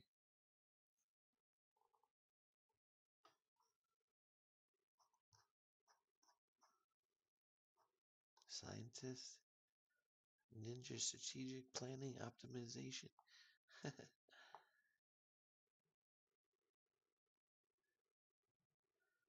That's awesome. I wonder how many 67,000 potential, so we'll see. Phase 2 and 3. All right, that's good. That's good.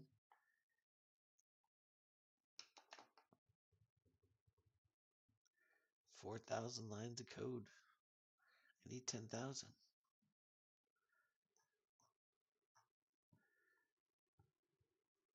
Phase 4 is the RLM system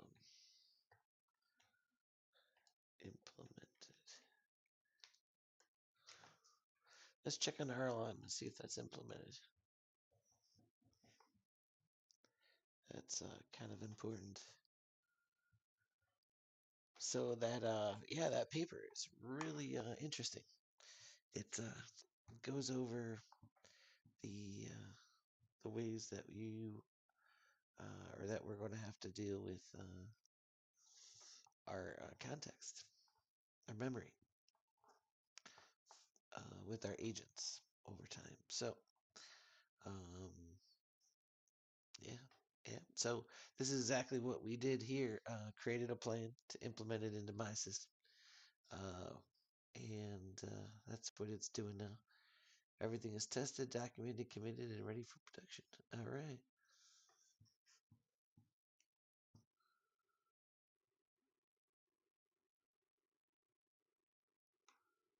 Oh, this is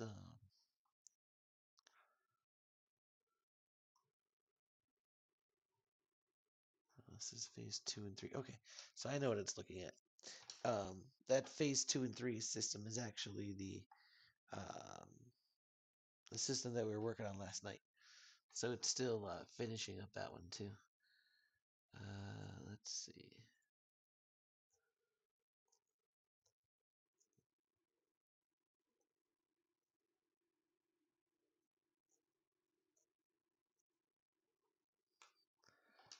see, it lost context. Here. Where was that plan? Oh, we erased the plan. Let's see.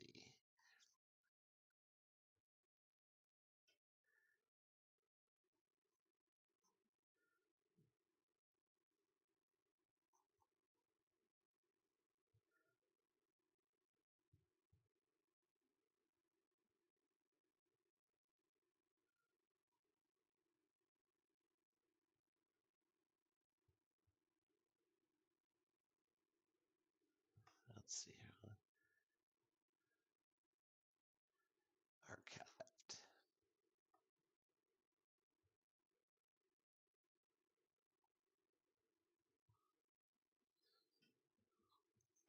Let me pull this one back out and see what happened here.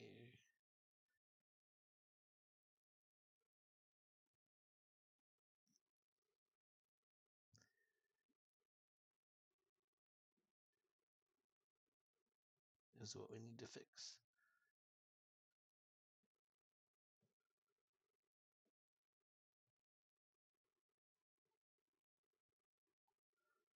All right, we'll go back over to active.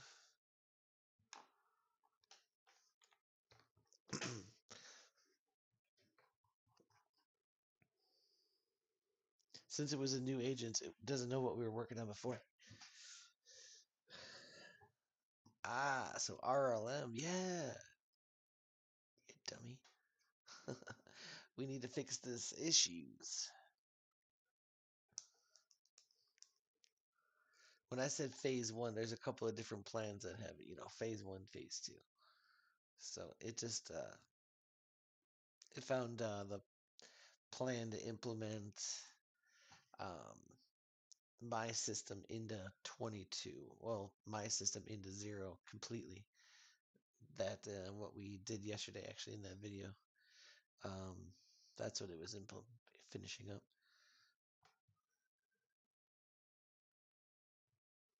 They're on the same branch.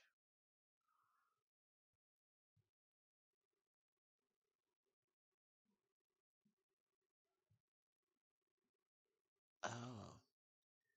Oh, yes, it is. It might be. That's right.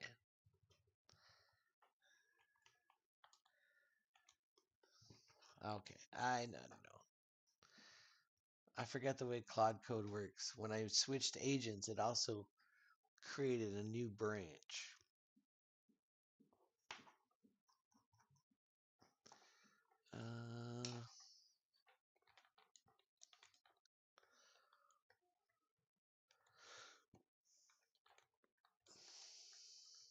All we need to do is merge the local branches. It'll find them.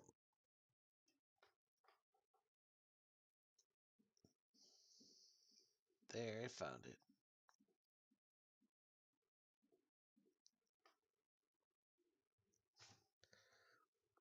Cloud Code kind of like works in the cloud.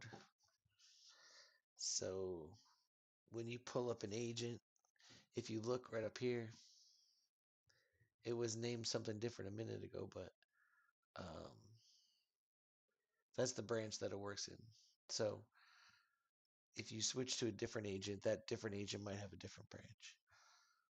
I forget to make sure. So that way you can have different agents working on different things.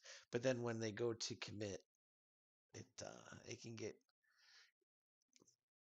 crazy. I've ruined a repo, maybe two, but I fixed them. They're cohesive.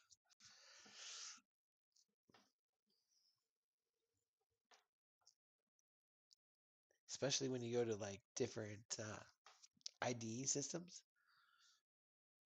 Same thing. Sometimes. Sometimes they use the same Git. Sometimes they don't though. Yeah, look, see all these commits were on the other line. So I did all that work on that other agent and this system was working. That was 8,500 lines sitting over there that this agent didn't even know it was already fixed. So you got to watch out for that. That's my fault. Again, agent's not perfect.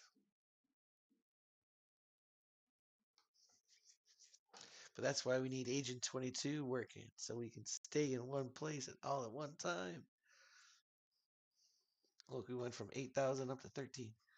Yay, we hit 10,000.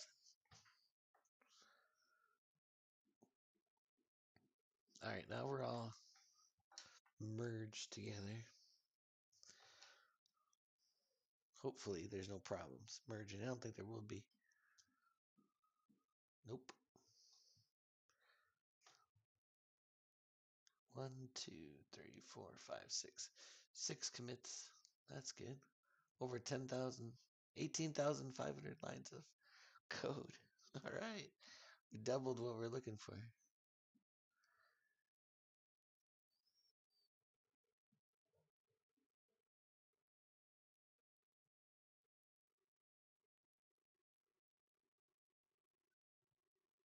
Oh, it's integrating itself into each branch.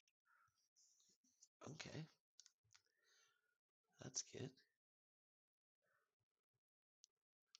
Got all our tests, prompts. All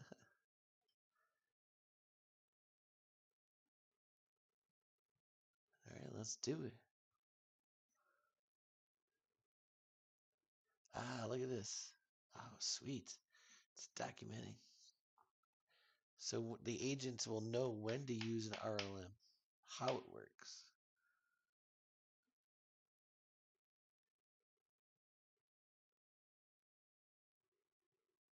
Hell yeah.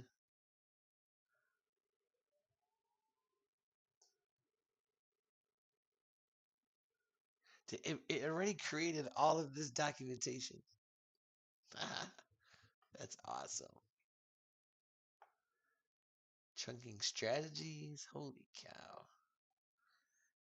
So RLM is pretty much working right now. So we'll add that to the list. Kaizen, PDCA, FBCI, TDD, origami. Okay.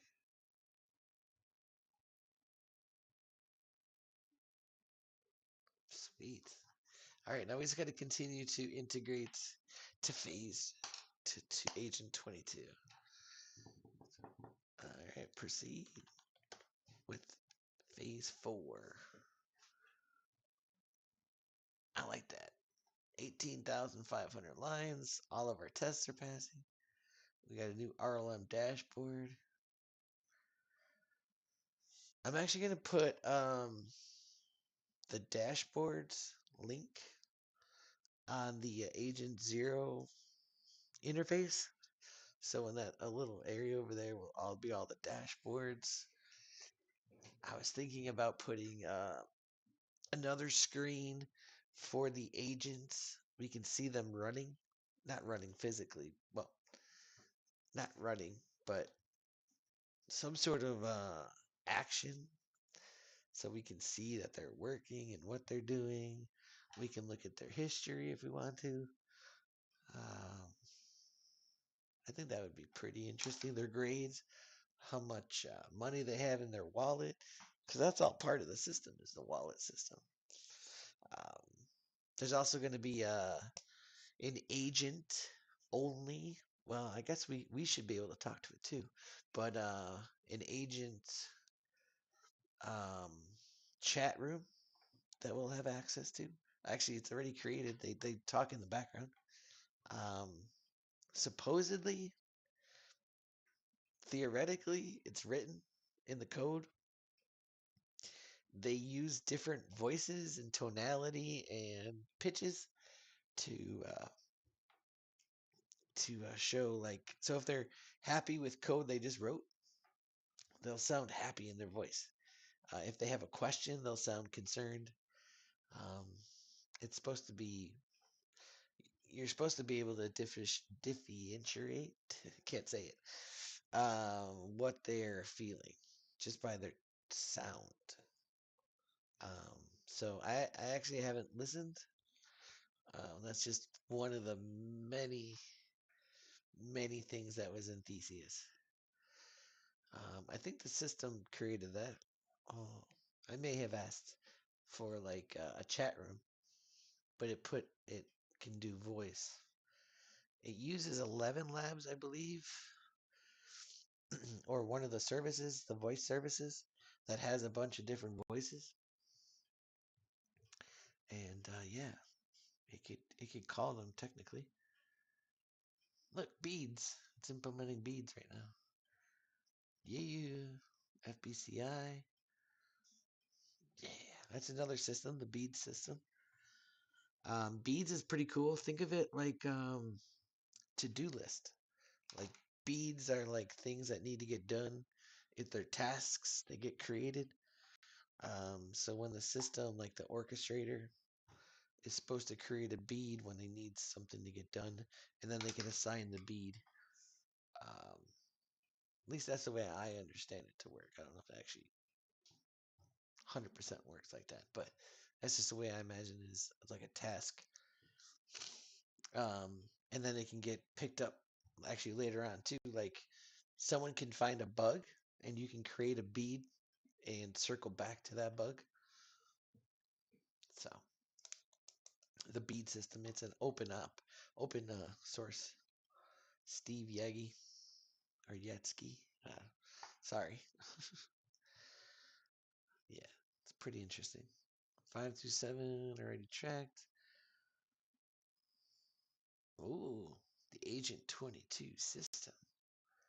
Phase 5 is fully implemented. All right. Meta Bootstrap. All right. Holy cow. What?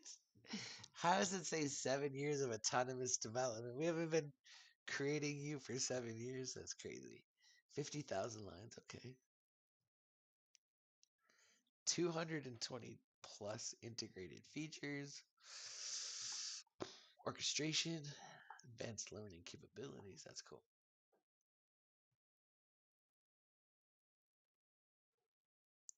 Bootstrapped, its learning, its governance. 3.5 RLM monitoring. Wow. Yeah, this is what we started like yesterday.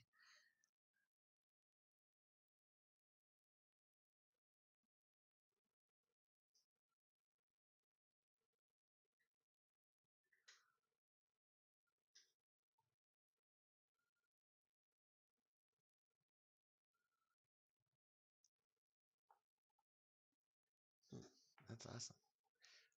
798 tests. So it's 16,000 lines of code for test stocks, and then 33,000 for actual production. Key systems, God console dashboard. Wait till we see these dashboards. They're pretty cool looking. I haven't showed them to anyone.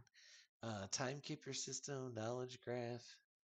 We're gonna change out the RAG system shortly. Though, well, actually, this should.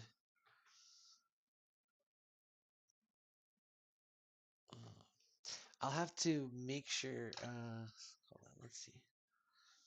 Make sure.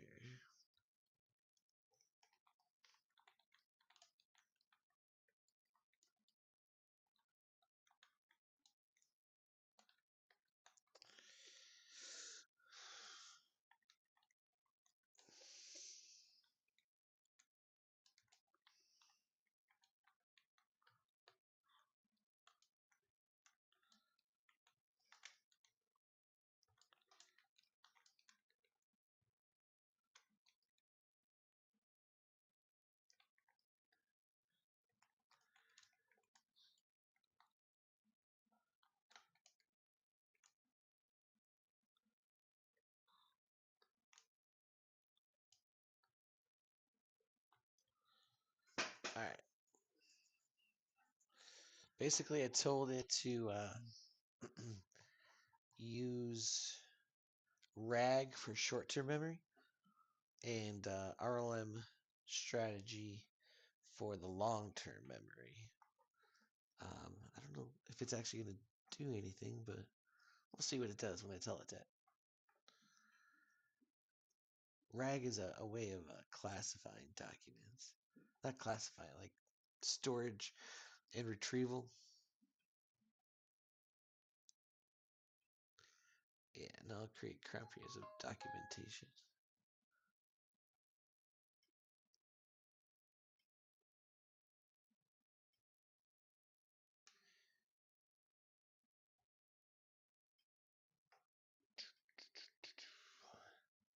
Oh, alright, I gotta go do a duty.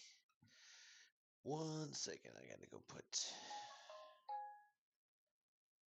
that away. Alright, 1 second, I'll be right back.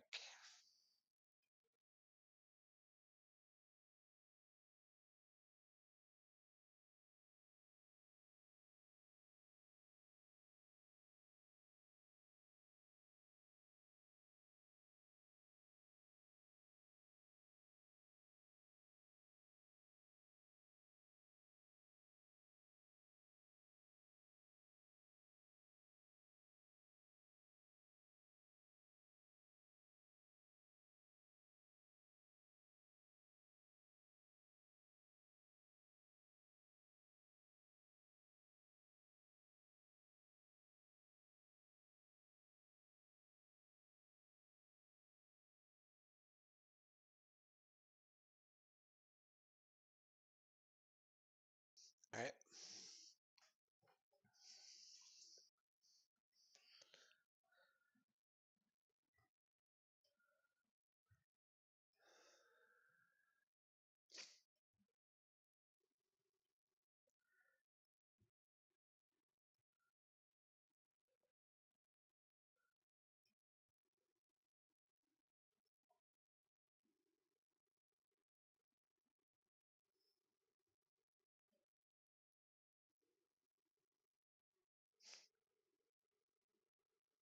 Try to get my camera back up.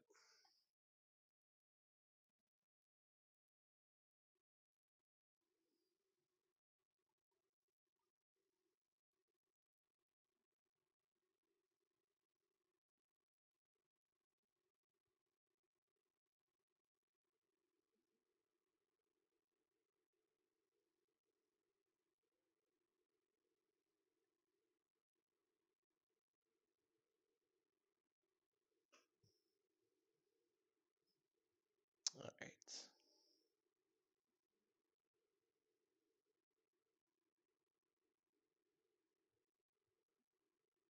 Man, I don't know why my camera went down.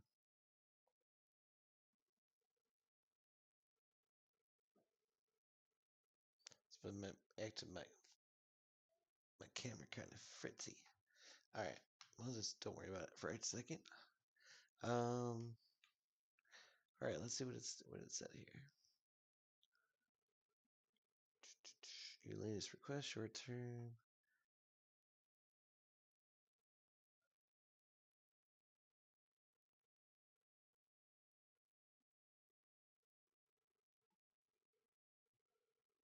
Awesome.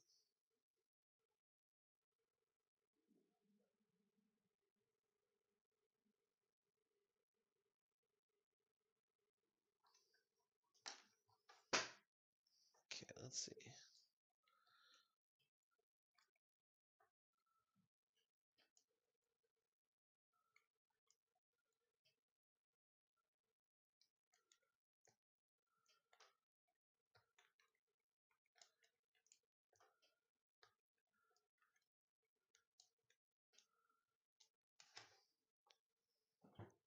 All right, let's do a bloom analysis, which is the Anthropic's system of analysis to see what's really working.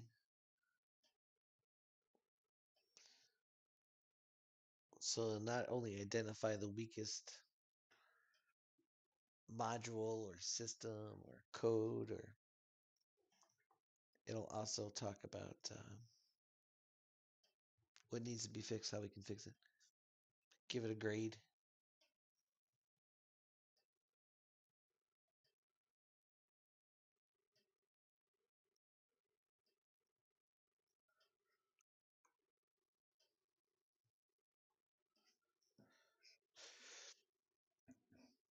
we're gonna let this. We're gonna play with Claude until Claude runs out for the evening. Since my camera ran out, but that's okay.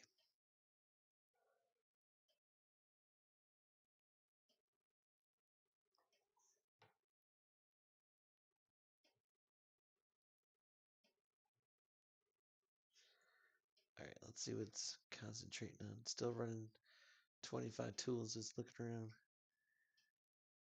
Memory. It's looking at the learning, the decisions. Multi-agent orchestrator. It's kind of looking around and seeing what needs to get worked on.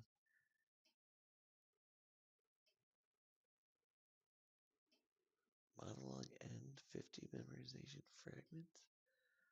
I don't know what this is. Extension. Okay. Oh, maybe this is how it works. I'm actually testing kind of the RLM here. So, wow. Created 25.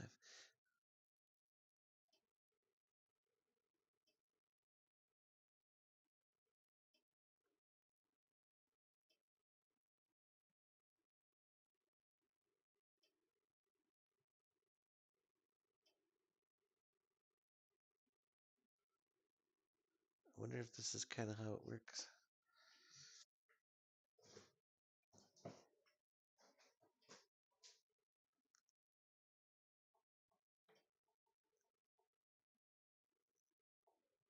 All right, now I created a document. Let's see what the document says needs to be worked on.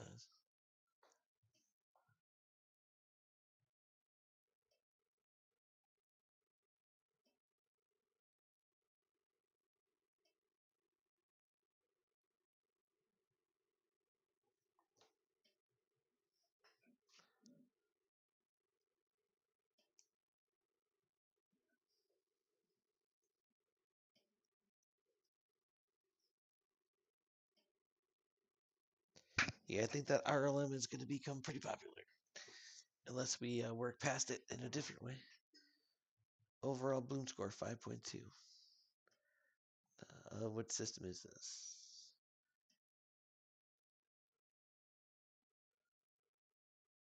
Remember, understand, apply. Ah.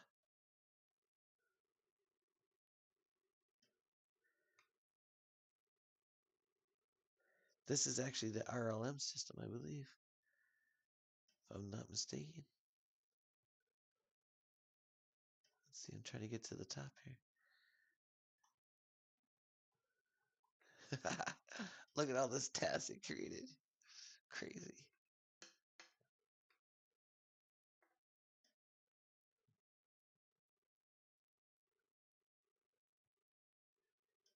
Okay, so Agent 22 is a sophisticated knowledge system with a broken execution engine. Perfect. All right, so this is the whole system. So overall, we got an initial Bloom score of 5.2 out of 10 after initial implementation. It never applies at learning. It never evaluates quality, and it never creates new solutions. It remembers everything and it analyzes patterns very well. So that's good. So this is a core problem right here. The system generates suggestions but never executes them. It creates meta-learning suggestions but it never uses them. So this is what Bloom does. Bloom says, okay, cool. You got meta-learning, but you don't actually use it. You got Mind Hive, but you never get them applied. Yeah. System. So they did give us a check on this one. Task complete, and then they do get rewarded success, so that's cool. System never creates new approaches. Oh, okay. So these are all the fixes. All right, let's implement. So I'm glad that we got some kind of harsh, we got some harsh treatment here. Proceed.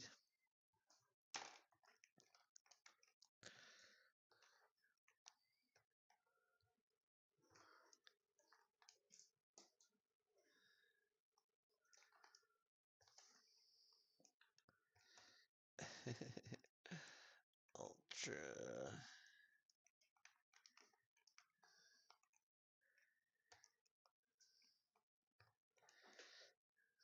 I like to AI agentic engineer and architect in the world.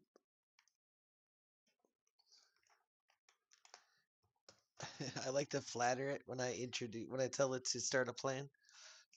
I like to tell it to you know, as the best in the world, implement this. I'll execute this as a world-class AI engineering architect.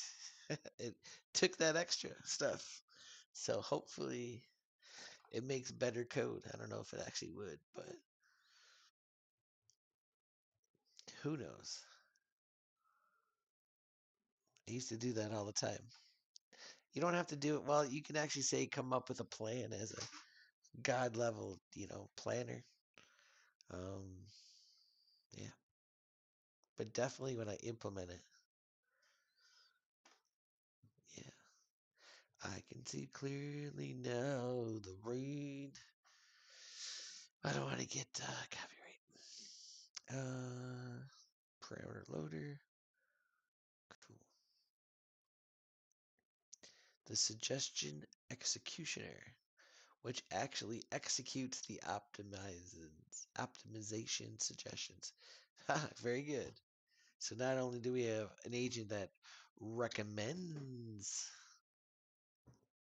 optimizations, we have an agent that makes it happen, which is good. Retrieve suggestions from MindHive, Gene Pool, Marketplace, A/B test them, measure the actual, first the predicted improvements, execute successful suggestions in production, record results for phase 5 learning feedback. Cool. Basically created a whole new workflow.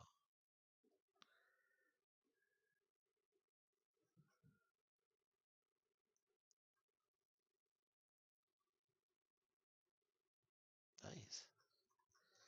Not bad. I needed it anyways because, like it said, it made a lot of suggestions, but no one was taking anything into an account.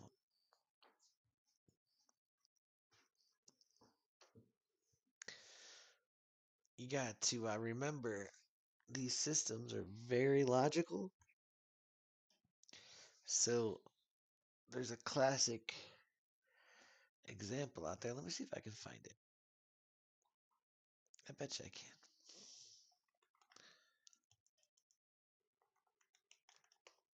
Hold on.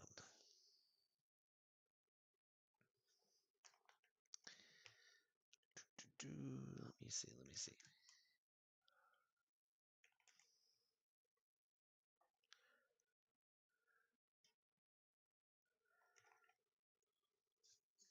Let's see if I can find this here.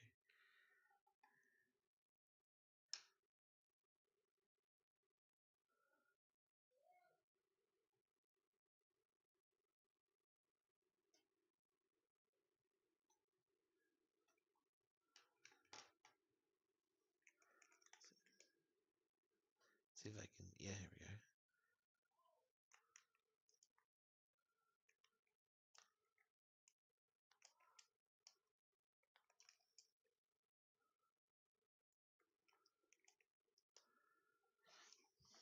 All right, hold on one second.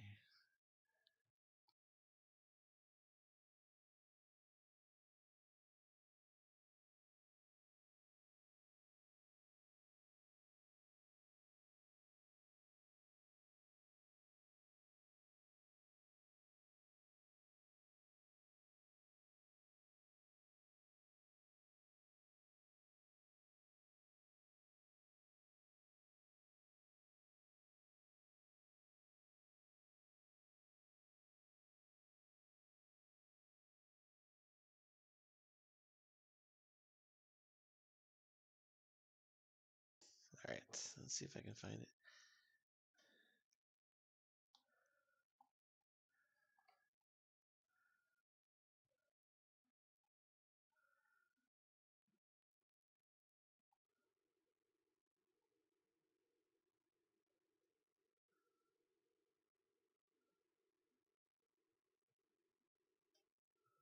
Oh yeah, here we go.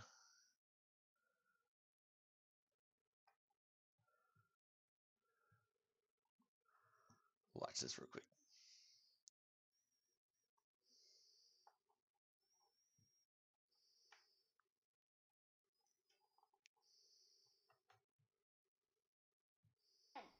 Zari ruined it on purpose. He knows how to make one.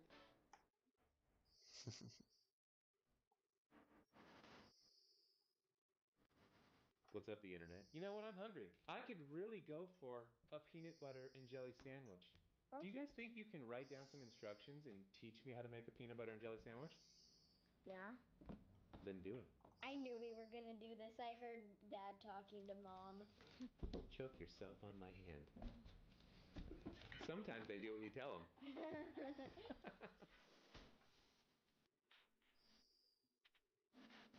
Dad, I'm done. Step 1.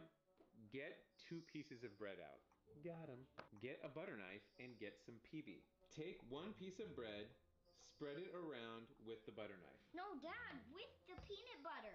I'm just doing what it says. It says take 1 piece of bread, spread it around with the butter knife.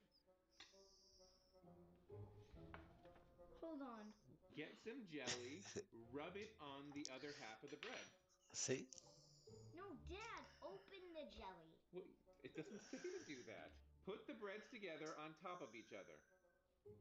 Take a big bite. This doesn't taste like a peanut butter and jelly sandwich. Fail. Yeah. Oh, yeah. See? Context matters. Sorry, I had to make it extremely specific. Oh, good. I'm starving. Take 2 pieces of white bread out of the bag. Take the lid off the jar of peanut butter. Get a butter knife and stick it inside of the peanut butter jar. With the knife, scoop a bit of peanut butter out of the... That means like a lot. A bit means a lot? In my world. Spread your scoop of peanut butter onto one of your pieces of bread with a knife. All right? There we go. You're doing better than before, though. Open the jelly jar. Squeeze it onto the other piece of bread. Nope. Done. Closer. Get 2 pieces bread. Get some peanut butter. Take the peanut butter knife. Open the Context peanut butter. Put matters. the knife in the PB. Get some jelly. Open the jelly. No. Squirt the jelly onto the bread. You're supposed to... Take the butter knife with the peanut butter on it. Wipe it all over the piece of bread that's blank. Take the butter knife. Rub the jelly all over the piece of bread. Oh, he's doing better. Oh. It says all over. Put the 2 pieces on top of each other. Yep. So I think you get the point. This is how I meant. Take Fail. 2 pieces of white bread out of the bag. See, she actually gets Take it. the lid off the jar of peanut butter. Get a butter knife and stick it inside of the peanut butter jar. With the knife, scoop some of the peanut butter out of the inside of the jar. Spread your scoop of peanut butter onto one of your pieces of bread with a knife. No. Squeeze some jelly onto the other piece of bread. Spread the jelly on the bread with the butter knife. Put your 2 pieces of bread, peanut butter and jelly sides together. Done.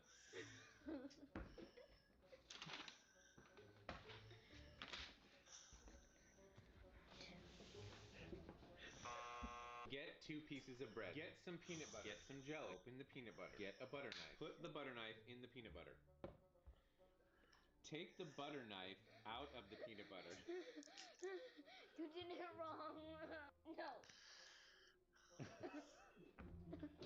Take one piece of bread and take the butter knife that has the peanut butter on it and spread it all over the top of the piece of bread.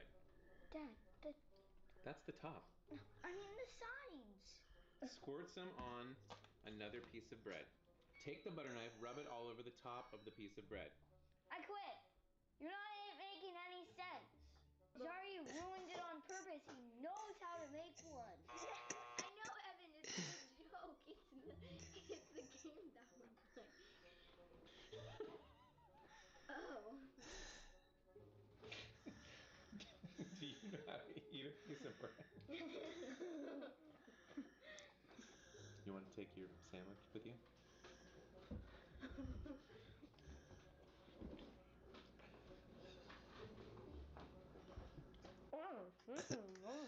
The peanut butter jar. With the knife, scoop some of the peanut butter out See if of they the get this. inside of the jar. Spread your scoop of peanut butter onto the face of one of your pieces of bread with the knife. Ah, Squeeze see? some jelly onto the other piece of bread. Spread the jelly on the bread with the butter knife. Put your two pieces of bread, peanut butter and jelly sides together. Done. Now eat it. Not the best, Well, you made it. but So I think it qualifies. That's a win. Woohoo! Yeah, she got it. Well, Evan and Jonah, did that go as you expected? Yes. I expected to win. Well, you sort of won. But really, I feel like we were all losers. Did you guys have fun at all? Yeah. There were at least a few points where it seemed like Evan was kind of having fun. He's like, If there is something you would like to see us attempt in a similar fashion where the kids have to give me instructions, leave a comment. like and subscribe. All right, so the point is, our agents are like that 4-year-old kid, but the potential to be Einsteins. So we have to give it instructions that it can kind of understand, and eventually it'll learn, hopefully, to be better. So that's what we're going for.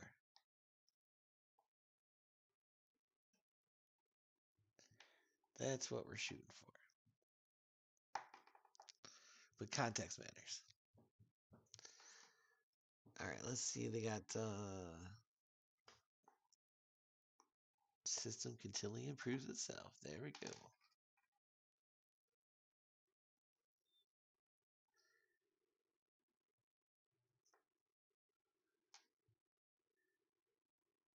He asked me to proceed. All right, that's good.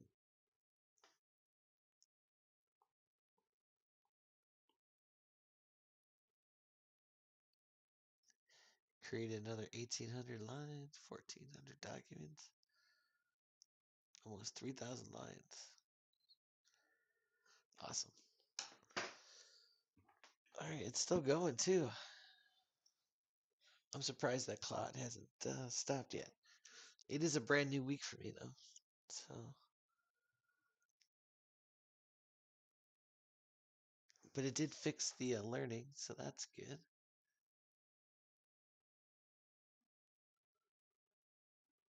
Next decision, use improved parameters. All right.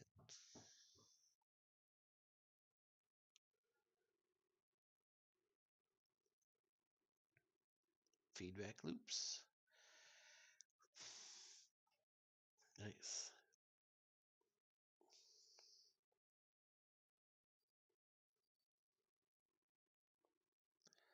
Wow, right at the start, right when my agents start up for the first time, they got the FBCI, the pipeline orchestration, SOP engine, God mode, beads, mind hive, meta learning, all starts up right away.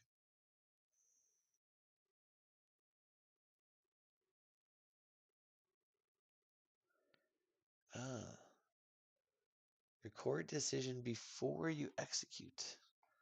Ah, sweet.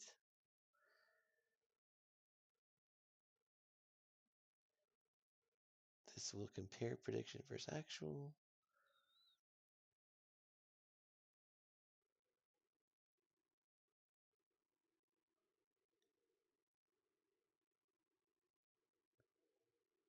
Nice.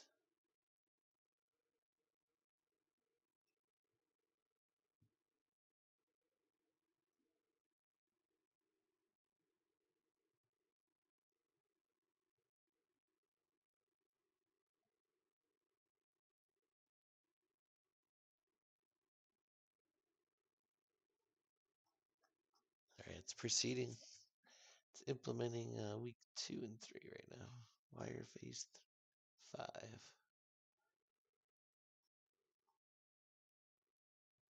It's passing all the tests.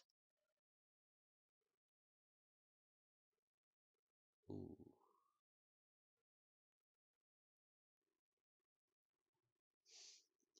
That's bad. We need to create quality score. Yeah. These things.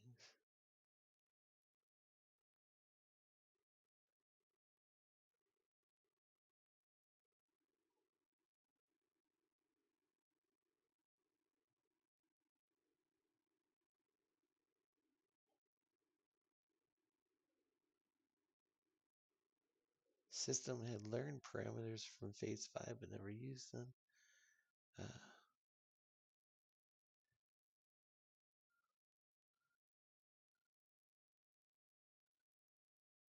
All right, so it's fixing itself basically.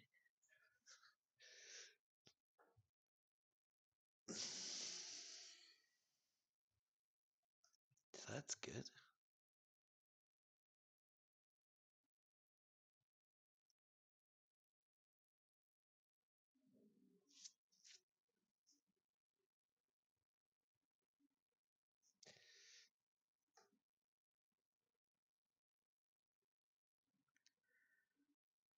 Trying to think if there's anything else that we need to do or listen to before this runs out. Now we got RLM into here now.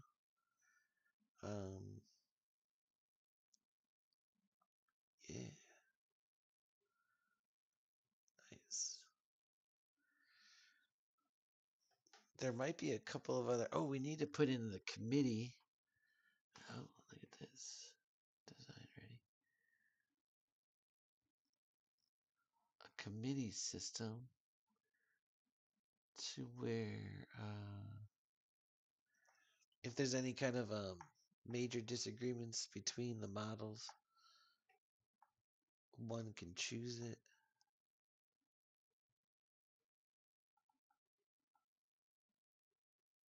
Nice.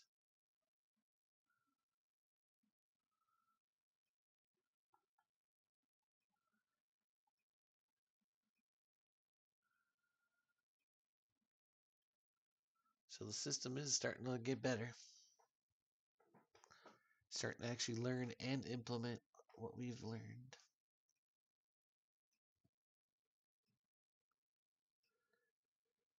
I love how it tells us what it's doing here. So it's making the apply section in the model. There's like several different sections. Apply means like apply the knowledge. It's going from a 3 to a 6. The create knowledge is going to go from a 0 to a 3. That's kind of cool.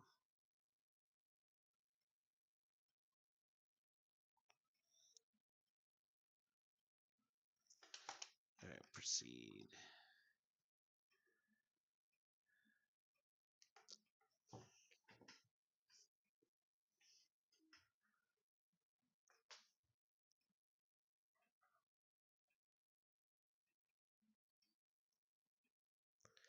So it's going to start giving some quality scores.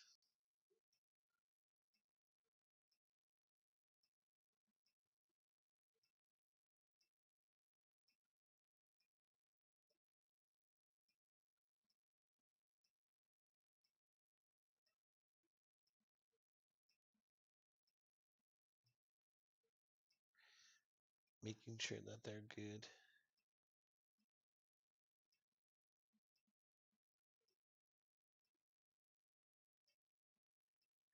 It's already got 19,863. Just on this branch alone right now. That's great. We've really killed that 10,000.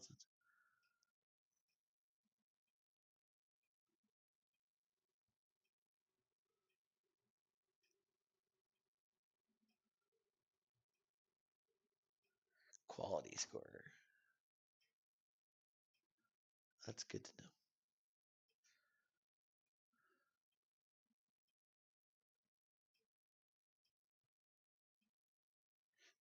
All right, let's see here. Yes, it's creating a big. It's going to start grading a whole bunch of things. Correctness, completeness, clarity, conciseness, helpfulness, efficiency, safety, robustness. It's going to start grading it on all of these things. Wow. Syntax, security, patterns, length ratio, complexity, structure, task specific importance. It's going to grade, it's going to weigh it. It's going to give it a 1 through 10.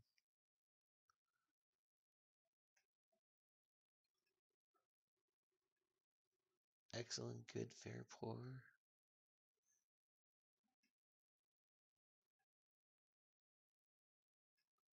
Nice. There's the quality score reports.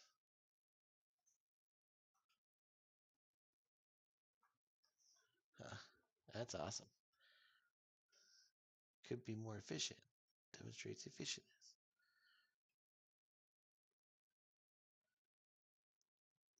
Wow. That's good. We're going to need that. Building A/B testing framework. Oh, that's really good. When did it start adding the how many lines and how many tests? Was that always there? Or is that just added in since RLM was introduced? Let me see if it was up here. Let's see. 400 lines. So it kind of is in certain things.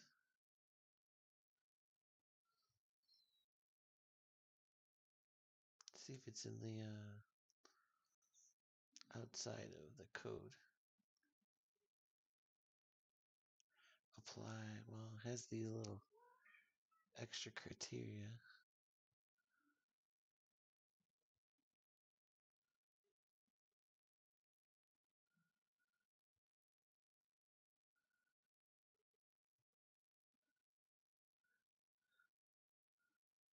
What it knows, how what it explains, what it does, what it judges, what it creates. Alright, so it's getting better. So it kind of puts things in parentheses at the end, I guess. It's from what I can see. I don't know when that started. Maybe it's just the way that Claude is working now. Not sure.